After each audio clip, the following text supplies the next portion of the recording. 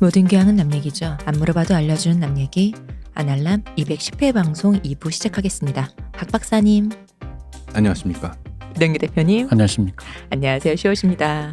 뭐죠? 그 대답하는데 잠깐 살짝 이렇게, 말을 띄워서. 포즈 뭐죠? 침 삼키는 중이었어요. 나 또 사람들의 그 이목을 끌으려고 또 스킬 쓰시는 줄. 그 좋은 것 같아요. 제가 자꾸 요즘 보는 게 크라운이어서 그 얘기하는데 네. 이 사람들이 말을 아껴서 하잖아요. 그렇죠. 그러니까 필요한 말만 딱 하고 나면은 그 뒤에 추임새가 붙는 게 하나도 없는 거야. 그거는 그 사람들이 네. 왕족이잖아. 그 사람들은 이런 밥이 오는데 네. 저기요 아까 시켰자 우리는 말이 길어질 수밖에 네. 없어요. 왜 아니 그게 왜 아니라 옆 테이블 먼저 주세요? 아니 그게 여기 지금 물수건 우리는 그런 거예요. 그러니까 이게 근데 그런 것도 있고 그 불편한 침묵을 잘 견뎌야 이 주도권이 나한테 오더라고 보니까 이게 그냥 계속 메뉴가 내 테이블에 안 올 뿐이에요. 저는 더 크라운 보고 재밌어갖고 그 전에 빅토리아 때도 있단 말이에요. 빅토리아도 그건 좀 보다 말았는데. 그건 또 더 옛날이잖아요. 그리고 또 그때 빅토리아 여왕도 어릴 때 여왕이 됐고 그리고 왜 주변 얘를 너무 애처럼 생각하는 거야. 똑같이 엘자베스도 일찍 됐는데 전혀 시대가 다르니까 진짜 애 다루듯이 하더라고요. 그래서 보다가 옆에 오는 예쁘지만 더는 못 보겠다 이런 느낌이라 더 크라운이 훨씬 재밌긴 했어요. 그래서 어쨌든 그렇게 말하는 게 그 필요한 말까지만 딱 하고 나머지는 무슨 말이라도 할 말이 없을 때는 할 말이 없다라는 그 얘기를 하고 하는 것들이 이게 뭔가 이야기를 주고받을 때 그 생각보다 되게 맞아요. 좋은 효과를 주는 것 같더라고요. 그래서 지금도 제가 딱 막아 뜰 때 뭔가 한마디 더 해야 될 것 같은데 그걸 안 하고 딱 버텨야지. 우리는 그거 못 참잖아요. 근데 그러니까 우리는 오디오 비면은 이제 바로 치고 들어가야 되는 사람들이라서 거기서 그 여배우분 참 연기를 잘하지 않아요? 엘자베스 젊은 그분 나이든 역할의 그분도 우리 옛날에 더 페이버릿에 나왔던 그 여왕님이잖아요. 근데 젊은 역할 했던 그분도 되게 유명한 분이잖아요. 그분도 참 연기를 잘하더라고요. 그 젊은 시절에 여왕이 돼서 못 모를 때 어쩌다 여왕이 돼갖고는 그 주변에 그 모든 거를 그 압박을 견디면서도 왜 말을 해야 되면도 못하고 삼켜야 되는 말이 많은 그거를 되게 연기를 잘하시더라고요. 그러니까 예를 들어서 처칠 같은 그 거인 그런 거물 꼰대 하고 얘기할 때 위축되잖아 사람이. 그러니까요. 그래서 위축돼 있는 상태에서 그래도 꿋꿋하게 할 말, 그러니까 차마 못할 때도 되게 섬세하게 표현을 잘하시더라고요. 점점 더 여왕이 되어가는 모습을 되게 연기를 잘하시더라고요. 그리고 귀한 여인에서 그 호텔 매니저였던 그분 태도 얘기를 하잖아요. 이게 그런 것들이 뭐냐면은 어떤 순간에도 아무리 상대가 무례하게 굴고 개념이 없고 막장이고 혹은 공격적이고 이래도 딱 할 말만 하면서 자기 품위를 유지하려는 딱 일관성 있게 쭉 밀고 가는 요거 있잖아요. 그게 참 뭐라 해야 되지? 되게 답답해 보이긴 해도 미덕이 있는 것 같아요. 그런 태도가. 저도 아날람을 하면서 많이 배웠습니다. 입 다무는 법 배웠지 우리가 네. 좀. 이게 X세대가 창궐하던 시절에 나였으면 팁에 붙었지. 그렇지. 영혼까지 털어서 그냥 같이 진흙탕 싸움을 하며. 그렇지. 자신 있어 나는.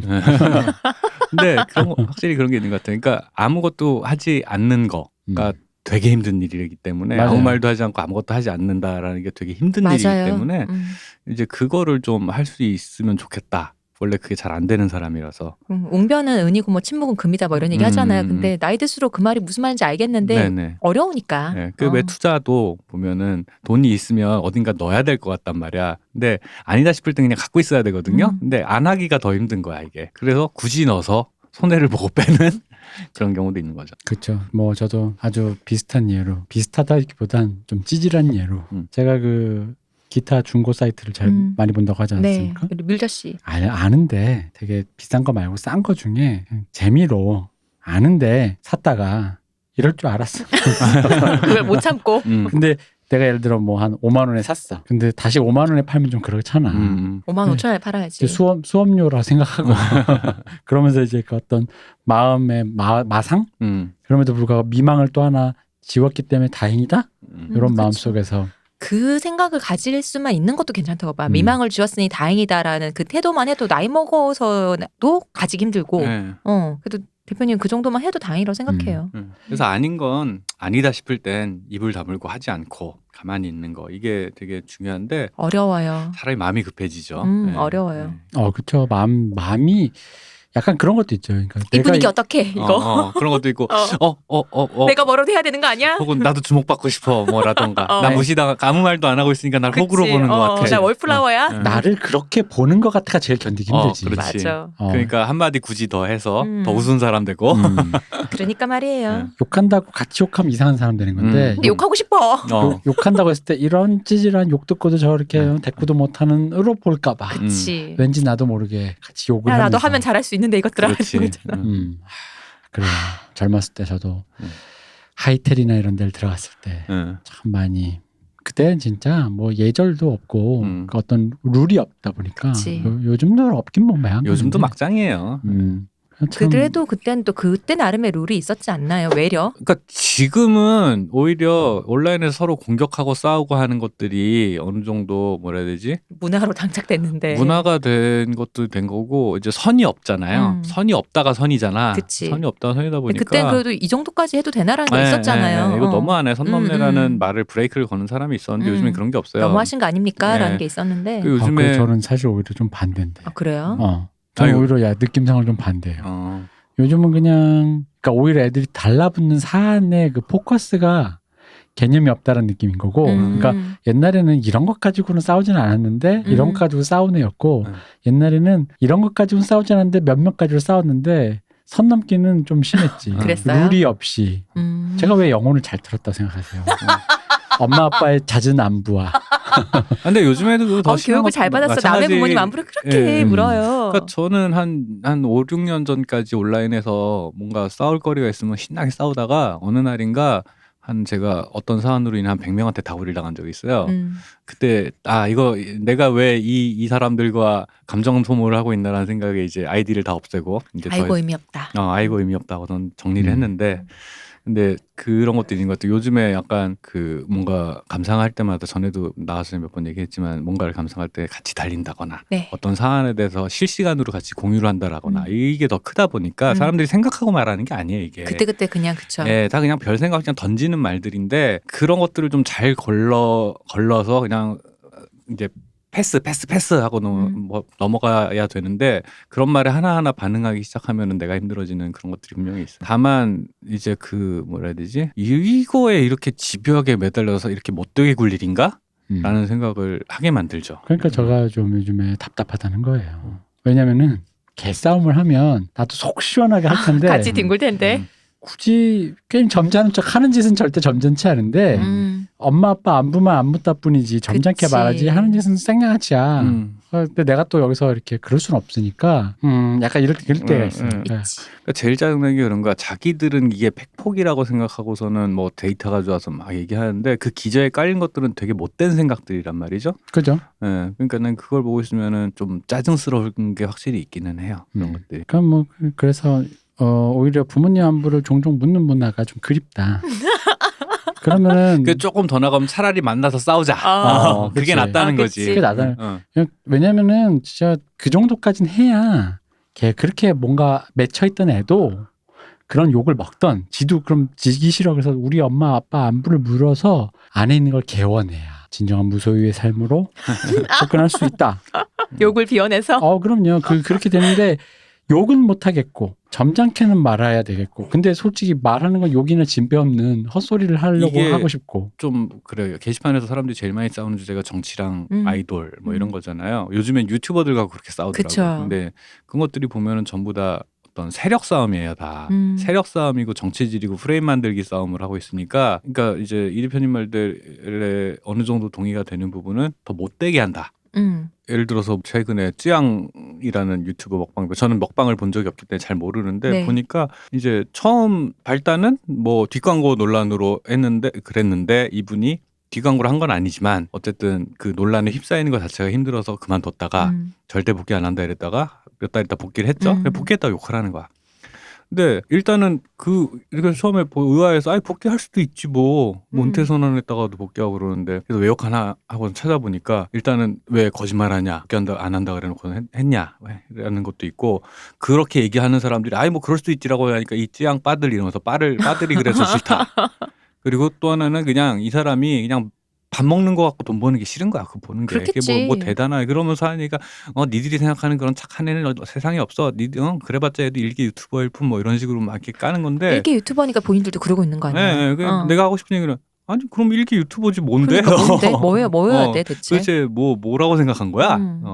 라면서 있지도 않은 바를 만드는 거야. 사실 유튜버 바라고 해봐야 뭐 얼마나 있겠어요. 정말 세력화를 하는 거네요. 그러니까 있지도 않은 바를 그러니까 진영으로 싸움으로 몰고 가요. 이 상황 자체를 진영 싸움으로 내가 욕하는 건 니들이 욕을 못하게 하기 때문이다라는 자가 발전을 서로 하고 있는 건 거야. 그러면 반대쪽도 별로 빠심이 없던 애도 욕 먹으니까 그치. 그런 느낌이 되면서 내가 별소리도 안 했는데 이렇게 욕을 해? 이 나쁜 놈들 하면서 니들은 그냥 까일 뿐이야 라고 하면서 이제 빠까 싸움이 되면서 그 진흙탕으로 몰고 가요. 근데 이걸 보고 있으면서 도대체 이게 뭐한 짓인가? 참 에너지도 많다.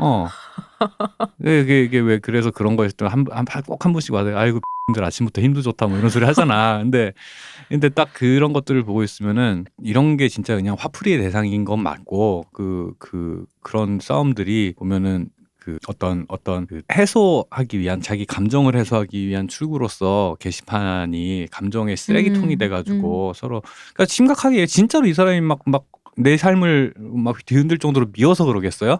그냥 눈에 보이는데 꼴보기 싫으니까 그렇게 한마디씩 그 사람이 보태는 없었으면 거지. 또 딴 데 옮겨가서 하겠죠. 그렇지. 그 사람이 그러니까 사람이라는 게 여러 가지 면이 있어서 당연히 막 대단한 사람처럼 보여도 약점이 있는 거고 뭐 사람의 인생의 경로라는 게 다 당연히 문제가 있는 것도 아닌 것도 있는 거고 난 그냥 쭉 봤을 때 이 사람이 괜찮은 것 같으면 그냥 좋아하는 거잖아요. 근데 그런 것들에 대해서 하나하나 다 요즘에 또 인터넷이 기록이 다 남으니까 옛날에 했던 말들, 옛날에 했던 행적들 하나하나 다 발굴해가지고 이 사람을 끼워 맞추기래. 얘는 실은 악마야. 니들을 속이고 있어. 라는 식으로 몰고 간단 말이야. 그런 사람이 세상에 어디 있겠습니까? 그니까. 이 사람에게 이런 종류의 악덕이 있고 이런 종류의 미덕이 있는 거고 각자 이쪽과 저쪽을 보면서 싸우고 있는 건데 둘 다 그 사람인 거예요.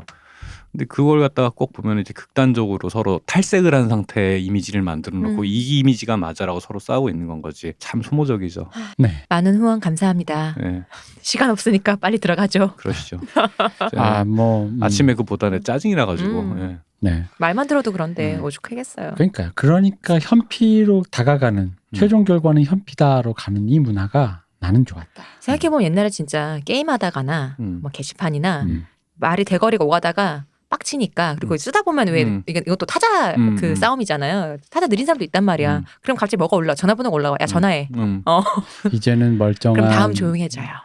그러니까 목적이 달라졌어요. 옛날에는 그렇게 논쟁을 하는 게 결론을 내기 위함이었는데 요즘엔 결론이 목적이 아니에요. 맞아. 그걸 하는 것 자체가 목적이니까. 이제는 멀쩡한 사회의 구성원이 된 H.O.T 팬클럽 여러분 잊지 않고 있다.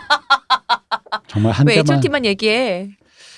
데스키스 빨리 말해. 제키 팬은 좀 여혐에 가깝고 그냥 이렇게 남편이 벌어온 돈 신우이가 써간다 그치, 뭐 이런 약간 우리 핑클이 쓴다 뭐 이런 신우이가 느낌으로 몰래 빼간다 이런 느낌이다 보니까 그건 그냥 가소로웠고 그건 이제 그러니까 왜 그게 가소로울 정도였냐면 그 당시에 H.O.T 팬의 그것은 그 어떤 귀여운 10대 여고생들이나 여중생이 했다라고 정상 참작을 해도 너무 악질인 그러니까 악의 근원에 가까운. 그러니까 차라리 그때 그 대표님 말 퓨어 이블이면 상당히 차라리 낫다니까. 맞아, 퓨어 이블이었지. 퓨어 이블이어서 못된 짓만 한다 그러면 차라리 알기도 싫고 다 괜찮아. 근데 요즘은 그 양상을 되게 정치적으로 복잡한 정치적 기동을 하다 보니까 그렇게 해서 내가 저 사람을 맘 놓고 비난해도 되는 상태를 만드는 게 목적이다 보니까 피곤해요, 진짜로. 정치에서 똑같은 짓을 하고 있는 건데 정치인 팬덤들도 똑같은 짓을 하고 있는데 밑바닥 먼저 다지는 거 아닙니까? 그거. 내가 여기서 마음껏 내가 칼춤 춰도 되는 이제 그걸 좀 다지면서 싸우는 거잖아요. 사실 그런다고 세상이 딱히 변할 건 없는데 그냥 그런 행위들 자체에 낭비되는 리소스들이 그냥 짜증스러울 뿐이죠. 맞아요. 네. 자, 갑시다 빨리. 네네. 이런 복잡한 사회 상황과 비슷한 영화를 또 하나 들고 왔어요. 세상이 어지럽고 복잡할 때 왜 또 이런 그 시절엔 이런 영화가 나왔나. 오늘 할 영화는 람보 1편 1편도 1편 퍼스트 블러드. 퍼스트 블러드가 이제 LOL 하시는 분들은 퍼스트 블러드 이 그 나레이션이 나오는 순간 가슴이 뛰죠. 물론 어떤 식으로 나레이션이 나와요? 내가 그러니까 뭐가 먼저 그러니까 게임에서 아직 킬이 안 나왔어. 게임끼리. 근데 어떤 캐릭터를 죽였을 때 맨 처음 그 게임이 시작됐을 때 여러 1킬 됐을 때 1킬 됐어요. 0에서 딱 1이 된 순간에 퍼스트 블러드 나오는데 물론 우리 팀이 퍼스트 블러드를 땄을 때 좋지. 좋은 거지.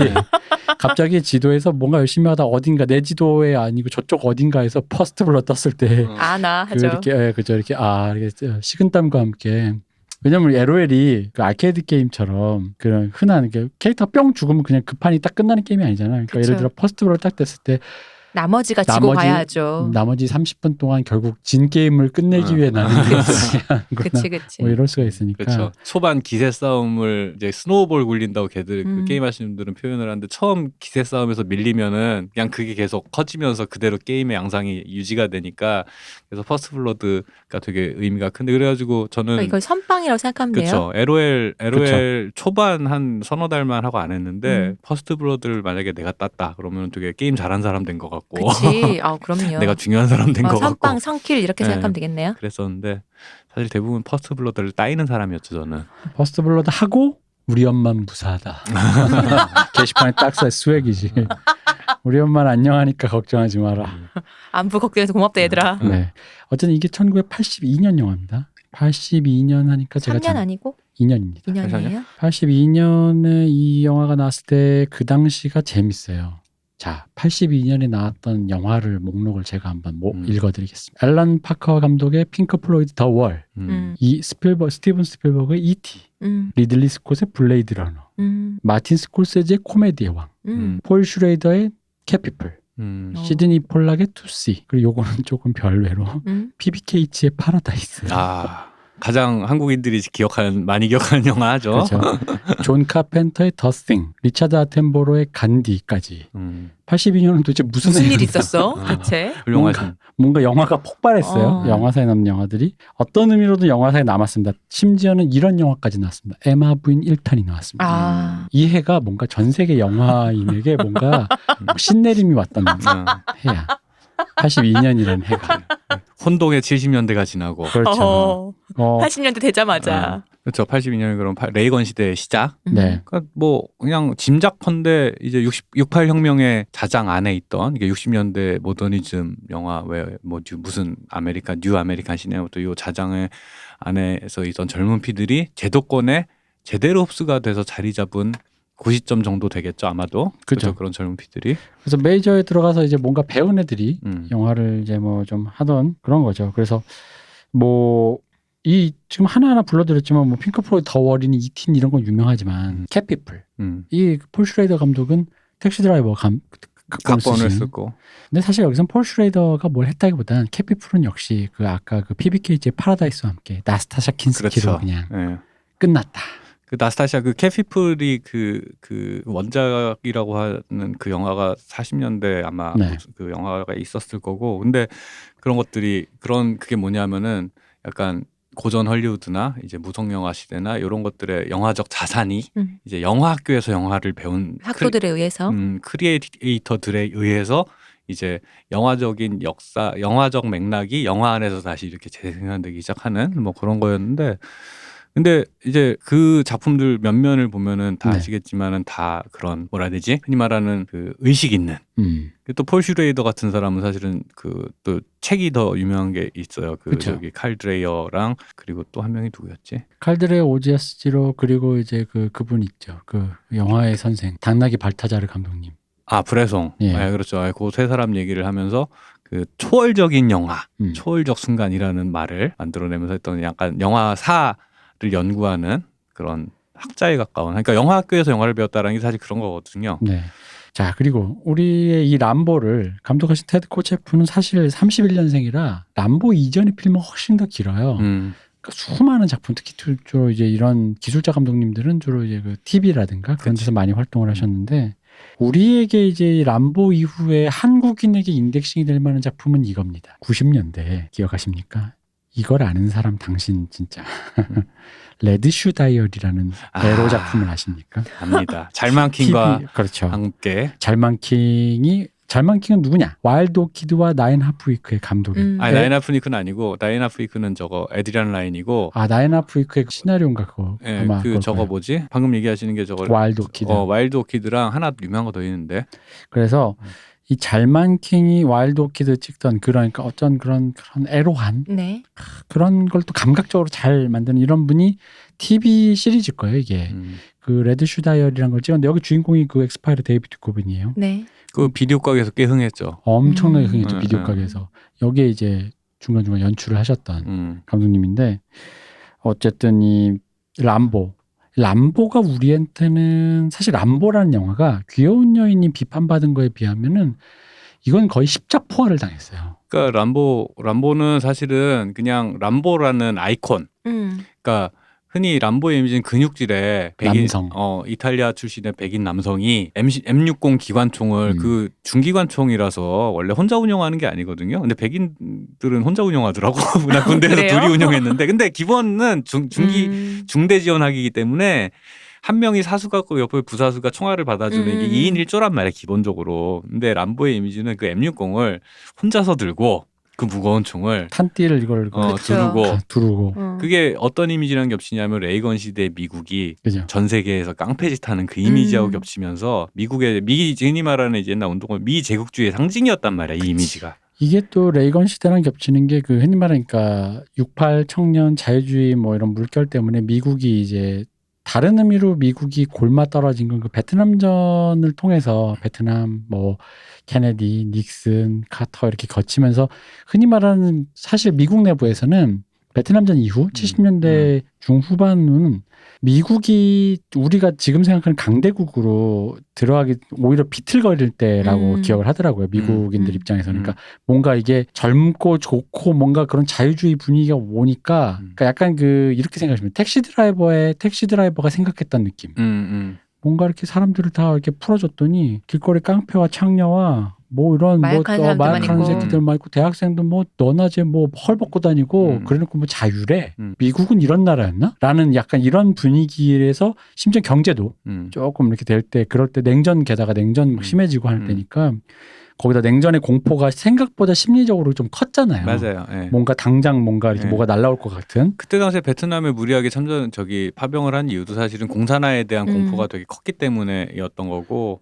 근데 이제 레이건 시대가 이제 레이건이 미국에서 가장 인기 있는 대통령 중에 하나는 레이건 시대가 흔히 말하는 그 보수적이니 뭐니 뭐 그러니까 우리 같이 이제 외부에서 보고 우리가 좀 이식해서 받아들였던 우리한테는 약간 뭐 미국의 패권주의 어쩌고저쩌고가 뭐가 있지만 그 미국 내부에서는 어쨌든 그런 류의 분위기를 어쨌든 보수적이나마 좀 이렇게 문대서 그런 애들도 다 이렇게 뭐 흔히 아까 말한 히피였던 헐벗은 대학생도 나라의 동량이 되게끔 건장한 가장이 되도록 그런 식으로 이제 흔히 말하는 보수적인 가치관으로 이끌었다 이거죠. 그래서 이제 사람들이 다 이제 어쨌든 산업화가 되고 뭔가 되면서 제도 안으로 편입이 되는 거죠. 그런 원래 미국이 가졌던 제조업 강국이자 어쨌든 그 수많은 타 인종과 타 문화를 함께 끌어안는 그 제국의 이미지를 다시 한번 이제 재정립한. 그렇죠. 그때 제일 상징적인 인물 중에 하나가 마이클 잭슨이잖아요. 그죠. 그러니까 최고의 팝스타인데 흑이냐라는 거. 마이클 잭슨 뭐 그때 당시에 이제 NBA에 이제 그거는 뭐 레이건 시대가 좀 지나서긴 하지만 뭐 마이클 조던도 80년대 후반에 데뷔를 했으니까 뭐 이런 식인 건데 근데 지금 아까 이 람보 만든 성함이 테드 코체프. 네, 그분 전에 우리가 읊은 분들은 분명히 68혁명 세대들이란 말이죠. 그죠. 그 혁명 세대거나 그 자장 안에 있는 사람들인데 이분은 그냥 업자야. 그러니까 예를 들어 이거를 생각하시면 애플 컴퓨터의 처음 광고가 리들리 스콧이 찍었는데 그게 거의 1984적인 그 이미지 있잖아요. 조조리 1984적인 거 모두가 다 한마디로 지금 모두가 다 갤럭시 쓸 때 나는 애플 쓴다 이런 느낌인데 그런 식의 광고를 찍었는데 그게 사실은 그 내용의 그 표현 양식만 보면 되게 그 시대로 좀 메이저가 아니에요. 되게 반사회적이고 약간 뭔가 그런 건데 그 당시 이제 냉전이다 보니까 그런 세계가 그런 뭔가 독재 정권에 뭔가 사람들은 다 억압돼서 한 방향으로만 가는 것을 냉전으로 다 손쉽게 치환해 버리니까 약간 이제 그게 이제 메이저 이미지를 쓸 수 있었죠. 그래가지고 애플 광고가 그런 식으로 나왔었는데 이제 그런 이미지들이 다 이제 제도 안으로 이제 다 흡수가 되는 거죠. 그래가지고 이제 해야 되는데 문제는 이제 오늘 이제 우리 람보 얘기니까 82년이니까 이게 이런 거죠. 베트남전이 끝나고 미국의 세대 특히 청년 세대인 거죠. 청년 세대가 제도권으로 이제 편입이 될 나이가 됐는데 이게 쉽지가 않은 거야. 전쟁을 했잖아요. 사실 PTSD라는 거가 처음으로 이제 어느 정도 공식화된 게 베트남전이라고 그래요. 그 이유라고 하잖아요. 네.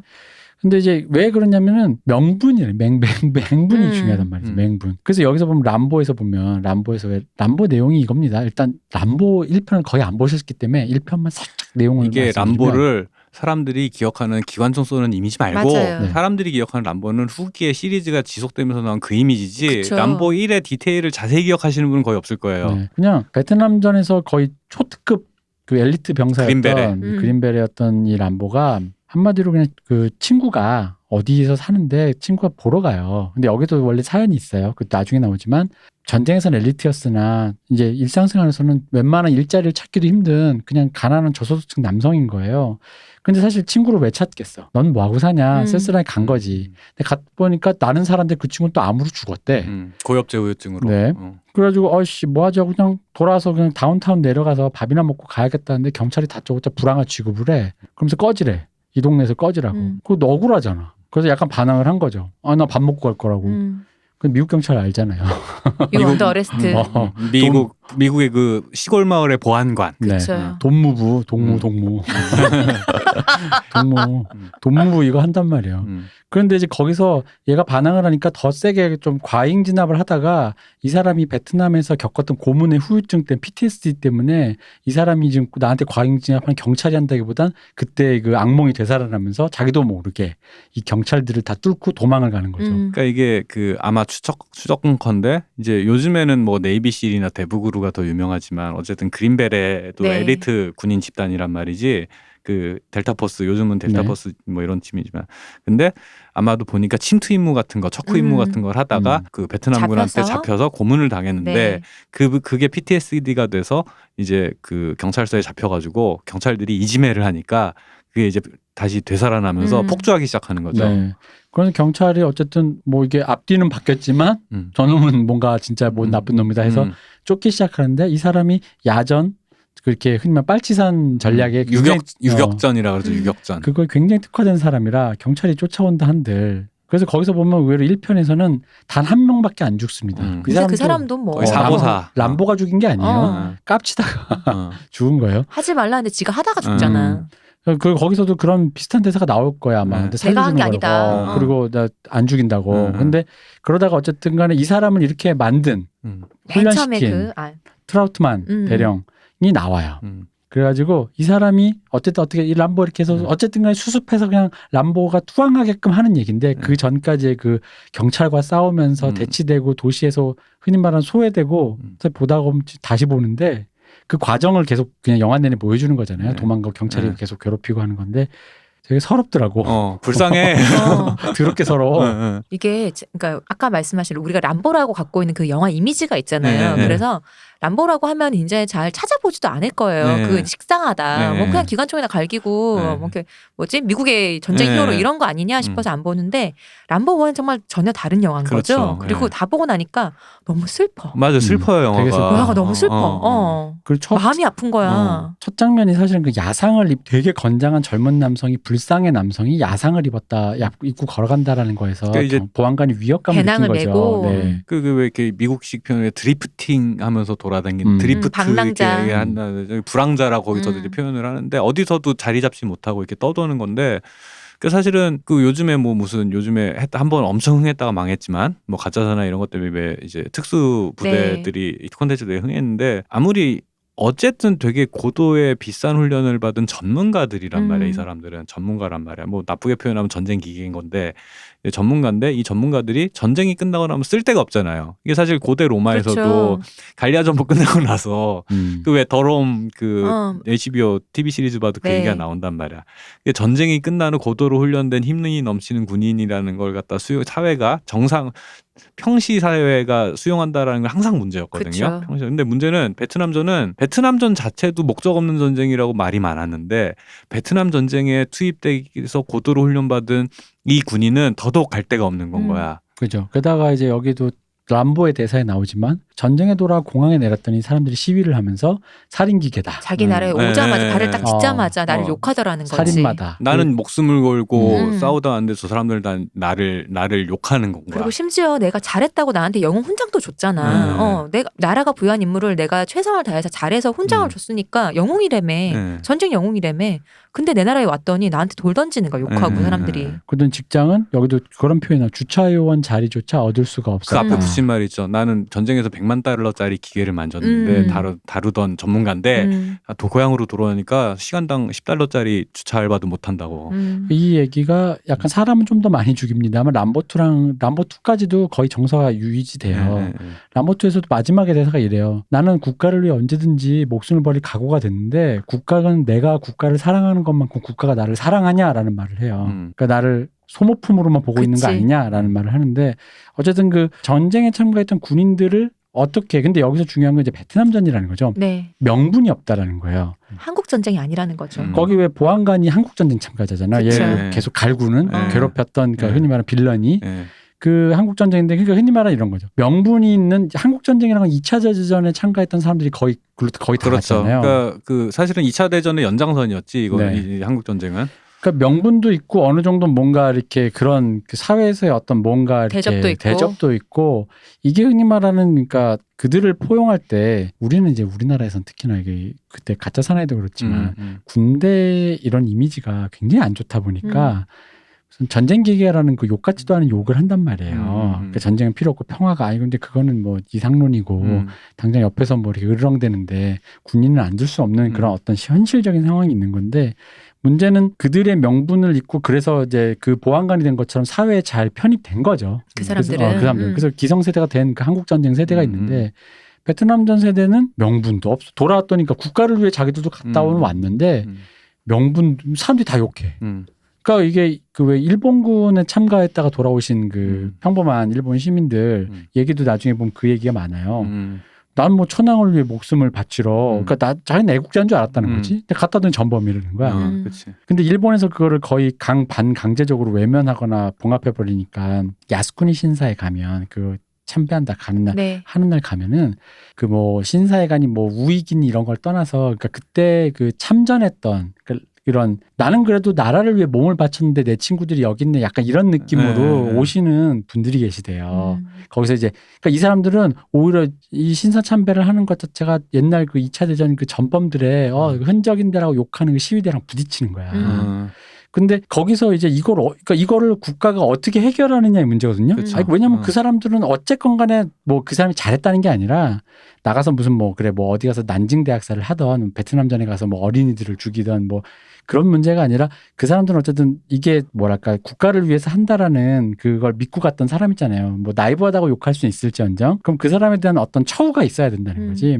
근데 이제 아무것도 없이 그냥 너님은 그냥 명분 없는 전쟁에 갔다 온 전범이야라는 대접을 받았을 때 갑자기 이 사람 PTSD까지 있잖아. 우리를 안 보는. 이 사람을 사회가 어떻게 포용하느냐. 근데 포용 못하지. 못하니까 무슨 알바도 못 찾는 거 아니에요. 그렇다고 전쟁이 흔히 말하는 뭐 언제나 있어서 뭐 어디든 갈 수 있는 것도 아니고. 그러니까 뭐 얼핏 보기 아니 젊고 몸 멀쩡한 남자면 무슨 일이든 하면 되지라고 할 수도 있는데 안 써주잖아. 네, 그리고 또 왜 그 외모가 주는 거 있잖아요. 네. 이 당시에 지금 80년대인데도 미국에서 긴 그 단발머리 그리고 소염을 자르지 않는 그 외모를 가지고 안 돼 이렇게 해버리니까. 그게 아마 짐작컨대 어쨌든 특수부대면 다른 애들보다 훈련기가 더 길었을 거고 돌아왔을 때 되게 애매한 나이가 돼가지고 뭐 대학 교육을 다시 받을 수도 없고 그죠. 그러면은 그런 흔히 말하는 잡부로 그냥 이렇게 살아야 되는데 사실 잡부면은 그냥 그렇게 떠들 수밖에 없지 사실은 일거리 찾아서 떠들 수밖에 없는 거고. 그러니까 맨 처음에 친구를 만나러 갔다라는 설정이 영화를 다 보니까 이해가 되는 거예요. 왜 그러잖아. 내가 너무 힘들면 그때는 그래도 좋은 시절을 함께했던 친구는 뭐하지라는 생각이 들 거란 말이지. 잘 사나. 그 팀이 지금 같이 움직였던 그렇죠. 베트남에서 같이 그렇죠. 움직였던 그린벨의 그 팀이 다 죽고 그 친구만 남았던 거야. 그래서 걔는 잘 사나 하고 갔더니 그 베트남전 참전 후유증으로 병 걸려서 죽었다는 거지. 이제 나밖에 안 남은 거지. 얼마나 또 외롭기도 하고. 그렇죠. 그러니까 이게 첫 장면에 그 찾아간 장면이 뭐랑 제가 겹쳤냐면 1970년대 나왔던 그 디어 헌터. 네. 디어 헌터에 이런 장면이 있어요. 로버트 드니로가 첨전에서 갔다가 돌아와서 힘겹게 돌아와서 택시를 타고 고향으로 들어오는데 고향 저 입구에 내가 오는 줄 알고 환영합니다. 환영합니다 파티에 슬로건 파티 준비하고 슬로건 붙여놓은 거야. 맞아. 그걸 보자마자 살짝 사색이 되면서 그냥 지나치라 그래 택시 기사한테. 그래서 그냥 왜요? 그냥 지나쳐서 다른 다운타운에 있는 그냥 모텔에 혼자 들어가는데 보통 모텔 방에 들어가면 뭐 어디 앉거나 그럴까 눕거나 갑자기 저 앞에 침대가 있는데 저쪽 방 구석으로 가서 거기서 쭈그러 앉아요. 그 장면이 있는데 그게 진짜 슬프거든요. 그러니까 혼자 내가 좀 좋고 지금 막 살아 돌아서 와 신난다 이게 웃고 떠들 수 있는 상황이 아닌 거야. 이 사람의 정신 상태가. 그러다 보니까 친구들은 밤새 기다리다가 오늘 아닌가 봐 그냥 가니까 그나마 자기랑 좀 좋아했던 그 여자친구가 있을 때 혼자 있을 때 그때 이제 들어가는 건데 그 장면이랑 겹치는 거예요. 그 장면 진짜 제가 보기엔 거의 디어헌터의 최고의 명장면인데 네. 사람들은 거기서 뭐 이렇게 러시안 룰렛 하는 거 자꾸 생각하는데 그 장면이 정말 그 영화의 백미거든요. 혼자 쭈그리고 앉는 그 로버트 드니로의 거기서 수만 가지의 진짜 심상이 나온다는 거지. 근데 그런 상황에 있는 사람이 그나마 거기는 고향이라는 커뮤니티가 있었잖아요. 거기서 뭐 거기 왜 러시아 계열인가? 그래가지고 거기 노동자들이 있는 엄마 아빠 친구 뭐 옆집 밥숟가락 가게에서 다 아는 그런 동네니까 일하려고 치면 다시 포용이 돼. 가능해. 그러니까 디어헌터는 그나마 괜찮아. 그런데 디어헌터에도 그 얘기 나오잖아요. 중간 친구가 그 전쟁의 그 아드레날린 중독처럼 돼서 결국 전쟁으로 가잖아요. 그렇지. 그 친구 때문에 로버트 드니로 또 간단 말이죠. 찾으러 가지. 예. 근데 여기는 그런 커뮤니티가 없다라는 거지. 그리고 심지어는 잘했든 잘못했든 살아 돌아왔으니까 됐어란 말을 해주는 사람도 없고 너는 쓰레기야. 저기 어디야 택시 드라이버 네. 또 사실은 베트남전 네. 전전용사 설정이잖아요. 그래가지고 이제 취직을 했는데 그냥 거기서 그 택시 회사에 받아주는 것도 결국은 거기 그 담당자가 같이 군대 갔다 온 사람이라 가지고 받아줬는데 근데 이 사람조차도 부유한단 말이야. 뉴욕 안에서 부유한단 말이야. 부유하면서 복잡한 나는 뭘 위해서 사는지도 모르겠고 내가 뭘 위해서 살고 있는지도 모르겠고 그래서 복잡한 사실은 그걸 갖다 왜 이 사람이 이런 마음 상태가 됐을까 해서 복잡한 상태가 됐을까 하고 그 심상을 갖다가 좀 꼼꼼하게 좀 예술적으로 보여주면 사실은 그 택시 드라이버가 되는 건데 람보는 좀 더 단순한 사람인 거지. 네. 나는 애국자였던 것 같고 열심히 싸우다 돌아왔는데 사람들이 나를 환영하지 않아서 환영하지 않아서 자리를 잡을 수가 없는 건 거야. 왜 이러지? 친구라도 만나 얘도 이러고 사나? 갔더니만 죽었대. 자기 동네 떠나니까 더 천대를 해. 사람들이 경계를 해. 라는 요 마음 상태라는 것들이 사실은 영화 전체를 관장하는 기본 정서인 거죠. 그래서 이 람보가 갖고 있는 그러니까 이 사회가 어떻게 품느냐에서 사실은 이제 영화 내부에서는 품지를 못한다라는 얘기를 한 건데 중요한 건 그런 거죠. 이 레이건 시대가 시작되면서 어쨌든 그 시대가 어느 정도 이제 이 사람들이 기성세대가 되어가는 딱 지금 단계에 걸리는 건데 이런 영화가 존재했다, 만들어졌다는 것 자체가 어쨌든 간에 이런 세대를 품는 어떤 시그널 중에 하나라는 거지. 아예 그러니까 왜 아까 우리 귀여운 여인 때 우리가 얘기했던 것처럼 이런 사람이 없는 것처럼 굴어야 되는데 이런 사람에 대한 얘기를 한다라는 거지. 이런 택시 드라이버 같은 트래비스 같은 사람도 있고요. 디언터에도 그런 얘기가 있고요. 람보에도 그런 얘기가 있어요라고 하는 것 자체가 사회가 그거를 품는 시도라는 거죠. 어쨌든 그럴 수도 있겠구나. 좀 무서운 아저씨지만 또 뭐 좀 이런 거라는 거지. 그러니까 이게 흥행을 엄청 했잖아요. 네. 흥행의 요인이 뭐였을까라고 생각을 해보면 그때 당시가 이제 60, 70년대 그 반항의 자장 안에 있다 보니까 그 이제 꼰대 경찰관들 나를 괴롭히는 이 경찰관들에 외모만 보고 이 반감 플러스 문제는 보통 그런 경찰관이랑 참전군인은 한 편일 것 같잖아. 그치. 그렇지가 않다라는 건 거지. 그러다 보니까 이 꼰대 놈들 어쨌든 땡큐 포 유어 서비스라는 말이 사실은 미국 관리들한테는 입에 붙어 있잖아. 사실 나 대사관 가서 비자 심사 받을 때 나도 들었어요. 근데 군대 갔다 왔냐, 밀리터리 서비스 갔다 왔냐. 걔들은 그냥 그 말이 반사적으로 나오는 사람들이야. 근데 아마 그 문화가 언제부터, 흔히 말하는 이제 걔들 표현은 베테랑을 존중하는 그 문화가 언제부터 이렇게 자리 잡았는지 모르겠는데 보통 참전 군인 출신의 경찰이면 참전 용사가 그렇게 떠돌고 있으면은 난 잘해줄 줄 알았거든. 그치.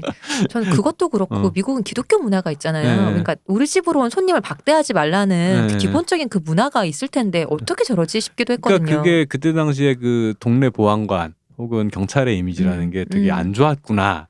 걸 사실 약간 미뤄짐작할 수 있는 부분이기도 한 것 같아요. 그의 대사로도 나오잖아. 내가 법이다 하는 그 보안관이 원래 그런 존재잖아요. 그쵸. 옛날에 무슨 영화 할 때 대표님이 박 박사님이 그런 말씀하셨어요. 네. 그러니까 어떤 동네에 보안관이 좋은 사람이면은 다행인데 네. 나쁜 사람이면 이게 이제 영화가 그 내용이 틀어지면서 그 마을에 어떤 그 영향을 미치고 뭐 이런 얘기 하셨단 말이에요. 그게 미국 개척 시대 역사랑 이제 좀 이렇게 그쵸. 우리나라랑은 좀 다른 경찰 제도다 보니까. 그렇죠. 보안관이 있다는 자체가 이 친구가 그렇게 PTSD가 가지고 날뛰기 시작하는데 이 사람이 그런 거야. 왜 그 디어헌터에서 그 아드레날린 중독을 못 이기고 그게 아마 존 보이트 아니면은 이렇게 크리스토퍼 월켄이었나. 그래 둘이 느낌이 비슷해가지고 그런 것처럼 얘가 이제 산에 들어가서 유격전을 하기 시작하니까 람보가 갑자기 생기가 도는 거야 사람이.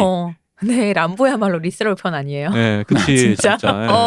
제목이 이거 돼야 되는 거 아닌가 싶은데? 사실은 그거를 좀 더 테크니컬하게 고도화시켜서 현대적으로 만든 게 사실은 이게 본 시리즈랑 똑같은 감성이죠. 맞아요. 국가에 의해서 만들어진 전쟁 기계, 머신이 체제 바깥 병기.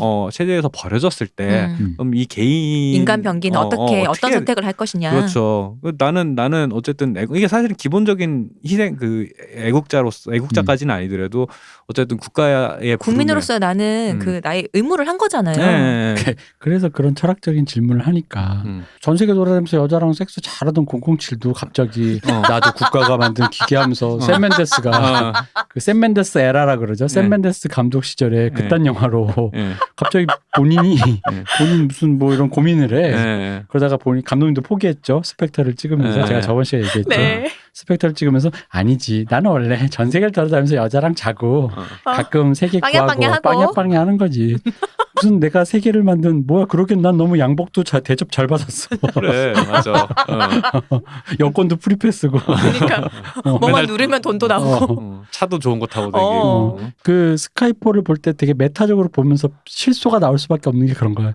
뭐 007의 기원이 무엇이냐. 그게 뭐게 뭐야. 그러니까. 람보나 보니 보면 얼마나 웃기겠어요. 그 되게 별거 아닌데 그런 게 있어요. 자꾸 크라운 얘기를 하게 되는데 그 처칠이 여왕한테 질문을 한단 말이야. 그래서 이제 군주제라는 것에 대해서 어떻게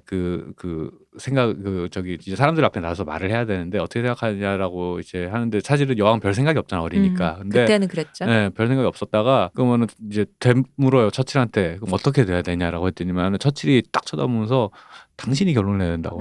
그러니까 그런 거야. 사실은 되게 별거 아닌 것 같아도 내가 여기서 왜 이러고 있는가라는 질문에 대한 답이 없으면 사람을 언젠가 현타 가서 내려놓게 돼요. 근데 극한의 상황으로 사람을 던져놨으면 더더욱 그 생각에 빠질 수밖에 없어. 그러니까 군대 갔다 온 사람이 극우가 되는 건 어떻게 보면 되게 당연한 거거든요.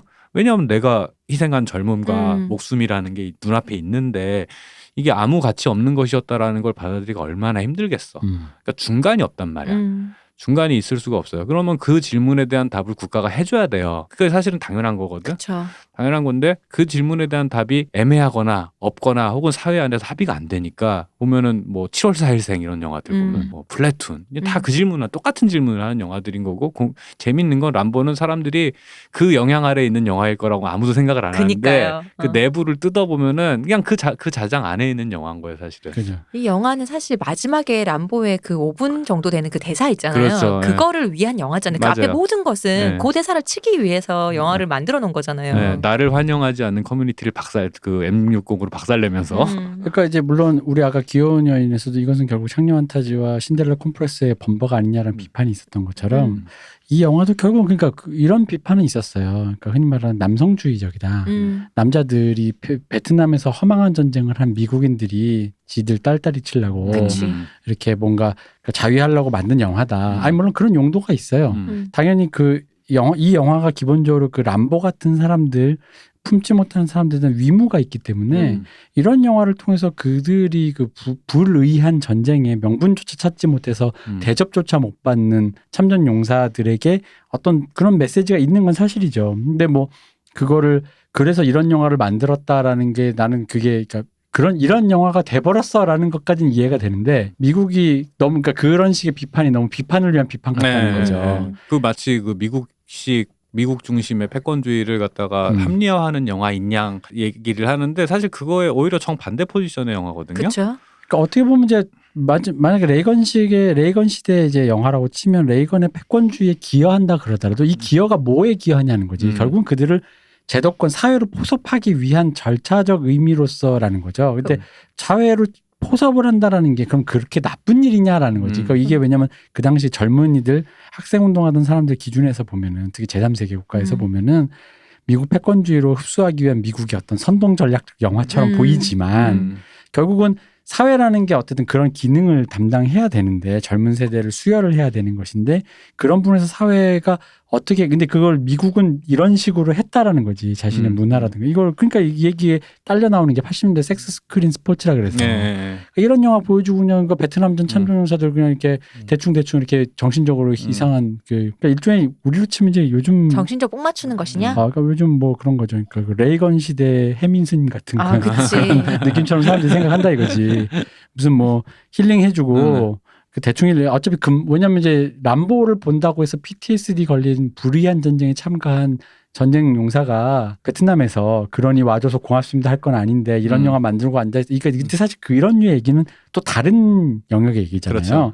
다른 영역이고 그 사람은 그 사람으로서 그 사람이 우연히 미국에 태어나서 왜냐면 베트남전 갔다 온 사람들이 그 올리버 스톤처럼 7월 4일 그 플래툰에 나온 것처럼 대학생도 있지만 이 람보에 등장하는 것처럼 람보나 그렇죠 디어헌터나 람보에 등장하는 것처럼 이민자 저소득층 그냥 노동자 지역 노동자인 경우도 굉장히 많거든요. 그러니까 내가 괴로운데 왜 괴로운지조차도 잘 파악을 할 수 없는 맞아요. 그러면서 그냥 학습받은 남성성 안에서 어감만 되고 있는 내가 왜 분노하는지도 모르겠고 왜 슬픈지도 모르겠는데 그걸 억누르고 있는 그걸 갖다 이제 이제 남성에 대한 그 남성성 스스로 지켜야 되는 내가 연약해서는 안 되고 무너져서는 안 되라는 그 프레셔에 시달리면서 더 악화되죠, 이 상황이. 그죠. 그래서 그게 갈 곳이 없으니까 사실은 그 분노와 슬픔이 갈 데가 없으니까 사실은 트래비스는 내가 저 어린아이라도 구해야겠다라는 걸로 튄 거고 이거는 경찰이 운 없게도 잘못 맞아서 내가 퍼스트 블러드 한 거 아니에요 하는 그 말과 함께 선빵 네가 친 거야 이제 죽어봐. 안 그래 약간 울고 싶은 사람 뺨 때려준 거지 그치. 경찰이. 그래서 그게 예를 들어서 그런 거야. 그 이제 외부로 자꾸 이렇게 밀려나가는 체제에 불만을 갖고 있는 참전용사들에게 일종의 위무의 기능을 했을 수도 있겠다라는 생각이 들기는 해요. 한국전쟁에 참전했던 사람들은 사실 백인들이 많이 나오는데 베트남전 같은 경우 아까 말씀하신 것처럼 이민자들이 많이 나오잖아요. 그렇죠. 근데 그들이 1세대는 아니었을 거예요. 그렇죠. 이제 몇 세대 후잖아요. 2, 3세대 후에 이 사람들이 많은데 근데 우리가 이제 겪진 않았지만 알고 있듯이 그 이민자의 후세대들이 고민하는 거 나는 어디 소속인가라는 거. 근데 그런 점에서 특히 뭐 남자들이 이제 전쟁에 참가했으니까 그럴 때 전쟁에 참가해서 그럼 나는 이 나라의 시민으로서 내가 하나의 자리를 할 거야라는 그런 마음이 있는 거잖아요. 그게 근데 그러기 위해서 갔다 왔더니 이민자로도 배척당하고 전쟁에 갔다 왔다도 배척당하고 그렇죠. 이런 상황이 돼버린 거죠. 그런 식의 것들이 사실은 뭐 전쟁 자체는 사실은 있어서는 안 되는 일이지만은 사실은 이제 미국의 기준으로만 보면은 이제 1차 대전, 2차 대전, 한국전, 베트남전마다 그 여러 가지 인종과 세대가 이렇게 전쟁을 통해서 미국인으로 인정받는 그쵸? 과정이기도 네. 했었단 말이지. 근데 사실은 2차 대전 이후엔 그런 문제가 그렇게 크지 않았던 걸로 저는 알고 있어요. 2차 대전은 워낙에 확실한 전쟁이니까 그렇죠. 선악이 확실하잖아요. 히틀러라는 그 제국주의와 맞서 파시즘과 맞서 싸웠다. 승전국가, 패전국이 또 그렇고. 그리고 50년 이제 한국 전쟁은 이제 공산주의의 확산을 막기 위한 그쵸. 전쟁이었다. 근데 사실 베트남전도 공산주의 확산을 막기 위해서라고 했는데 사실은 그 공포가 과장이 됐었다라는 것이 뒤늦게 밝혀지면서 이제 그 70년대 그 거대한 반전 운동과 온갖 워터게이트니 뭐니 그쵸. 이런 스캔들로 범벅이 된 상태에서 그리고 또 미국이 패전했잖아요. 예, 그러니까. 그러니까 그런 정신적인 충격들이라는 것들이 람보라는 그냥 흔히 말하는 그냥 익스플로전이라 그러나 그런 팡 폭발해버린 거죠. 뭐 그런 영화인 걸로 얼핏 보이지만 그 바닥에 깔리는 정서나 그 이념적인 문제들이라는 거는 그렇게 막 생각보다 단순하진 않다. 슬퍼 진짜. 네, 되게 근데 이제 말씀대로 저희 대학 다니던 시절에 제3세계의 그 대학생 진보적인 대학생으로서는 볼 때는 웃기고 있네. 웃기고 있네. 니들이 뭔데? 웃기고 있네. 그래봤자 너 미국인이잖아. 뭐 이런 감성인 그죠. 거지. 예? 그러니까 그때는 그러니까 미국이 보였던 거고 그치. 지금은 보면 좀 더 사람이 보이는 거죠. 사람이 보이는 거죠. 맞아요. 그도 미국민인 건 맞고 내가 갖고 싶은 그린카드를 갖고 있는 사람인 것도 그치. 맞는데 그 사람이 그 사회에서 결국은 자리 잡지 못하고 뭔가 사회가 품지도 못하는 근데 이런 사람이 무슨 갑자기 튀어나온 어떤 존재가 아니라 이런 사회에 뭐랄까 만연한 그 시대에 되게 굉장히 많은 수를 그렇죠. 차지했던 사람이라는 거죠. 환영 파티에 기꺼이 들어가지 못하는 PTSD 걸린 참전용사라는 게 그게 뭐냐는 거지. 그러니까 머나먼 정글이니 뭐니 그런 거 많이 만들었잖아요. 그러니까 그런 게 결국은 흔히 말해서 비아냥대기를 져서 이기고 싶은 그 어떤 그런 거 마음의 자위행위용으로 만드는 여러 가지라고는 하지만 뭐 좀 단순하게 얘기하면 그럴 수도 있고 또 그 세대가 아직 그 미디어를 즐길 세대니까 그 세대에게 공감되는 소재로 만드는 걸 수도 있고 하지만 그럼에도 불구하고 대중미디어가 어떻게든 간에 뭐랄까 이런 게 기획됐다라는 것 자체가 사회가 어쨌든 간에 이거를 이렇게 뭐랄까 없는 사람 취급 안 하고 받아들이고 노력했다라는 거죠. 그러니까 결국은 그 아까 귀여운 여인에서의 그 성매매 노동자, 성매매 여성, 율랑녀라고 하는 그런 사람뿐만 아니라 그러니까 영화의 소재가 비교적 다양했다라는 거죠. 그러니까 영화나 미디어에서 다룰 수 있는 소재 그리고 그렇게 해서 어쨌든 간에 그런 기능을 했다. 사실은 그런 기능을 먼저 했다라는 그 개인적인 고도 지엽적인 문제를도 짚은 상태에서 그럼에도 불구하고 이게 누구에겐 미제국주의의 결국은 자위용품으로 보일 수도 있다라는 얘기를 해야 요게 되는 거죠. 이래야지 우리 반딧불의 묘처럼 반딧불의 묘도 전쟁의 참상을 알리는 것이지만 그럼에도 불구하고 만약에 이 영화를 일본 그 제국주의 시절에 대동아 전쟁 시절에 관계했던 타국이 볼 때는 조금 불편한 기분이 들 수도 있겠다라는 것까지 찝을 수 있는 건데 그렇죠. 요게 안 되니까 그치. 반딧불의 묘도 그렇잖아요. 그게 안 되니까 이 영화가 갖고 있는 반전 메시지는 됐고 야 뭐야 전쟁이 잘했다는 거야? 잘했다는 거야? 니네가 피해자라고? 우리도 뭐 힘들었다 이 얘기하는 거야? 라고 하니까 감독님이 그 얘기를 몰랐다 놓으면 화들짝 놀라신 거 아니에요? 아, 그런 의도가 아니었는데 그러니까 사실 우리도 좀 그렇게 했었어야 되는데 우리가 그 당시 예를 들어 저기 그 당시에 이제 흔히 말하는 진보적인 네. 제3세계 그러니까 1세기 이전에 그 제3세계에 있던 모든 진보적인 이런 애들이 대부분 미국을 그런 식으로 깠다는 거죠. 그러다 보니까 람보 1편과 인디펜던스 데이가 같은 영화인 거야. 다 미국 만세다 이거지. 그치. 그렇게 생각하지. 근데 미국 만세라고 물론 미국 만세도 문제가 좀 있다고 보지만 그럼에도 불구하고 난 미국인이 미국 돈을 써서 미국 만세하는 게 무슨 문제지라는 거지. 그건 그러잖아. 그렇다고 미국 애들이 미국 돈 써서 대한민국 만세할 수 있잖아. 그렇죠. 그게 더 이상하잖아.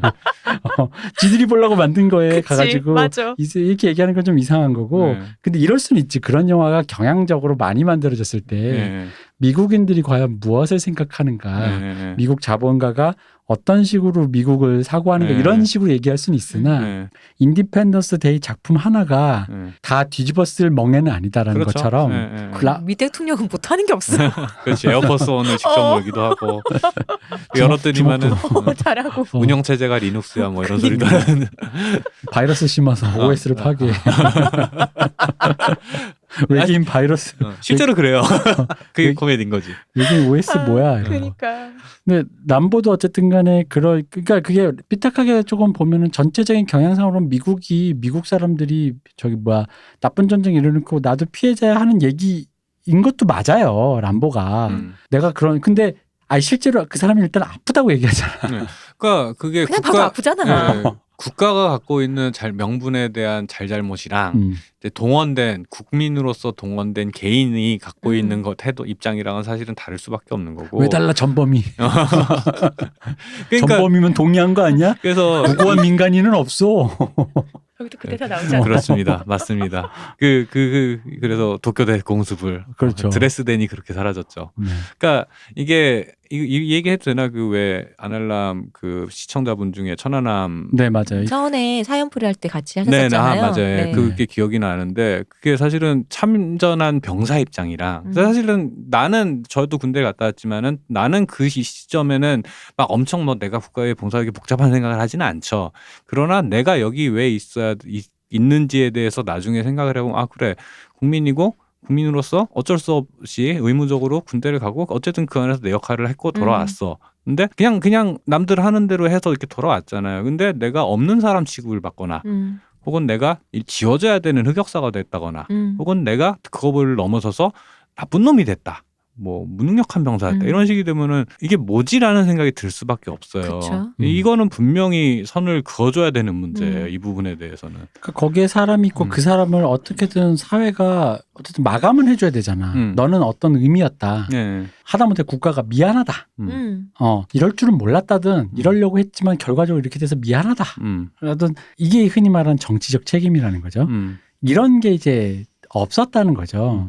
그런 상태에서 이제 그 당시도 보면은 미국도 대학생들이 베트남전 참전 용사들 제가 예전에 90년대 미국의 중산층 음. 이상의 조금 중산층 이상의 유학 온 플로리다 백인 여성과 얘기를 했는데 그분이 갖고 있는 미군에 대한 인상이 참으로 참혹했거든요. 정말로 전형적으로 머리 나쁘고 폭력적이고 갈 것 없는 애들이 간다라는 약간 이런 언피시한 약간 발언을 하셨는데 람보가 묘사하는 상이 딱 그거잖아요. 저소득층 노동자 이민자 남성 못 배워먹은 놈들이 군대에서 사람 죽이 잡는 기술만 배워가지고. 그렇지. 나쁜 전쟁 가서 나쁜 짓 해놓고 뭐 힘들다고 뭐 억울하다고. 우리나라에서 막 개병대 뭐 이러면서 욕하듯이 개저씨 개병대 뭐 이러지. 그래봤자 군발이지 뭐 이런 건데. 근데 그게 아무리 사소해 보여도 그러니까 학교 교육이 학교야 과목처럼 느껴졌지만 학교 교육이 존재하는 이유는 있다라는 건 거지. 제도라는 게.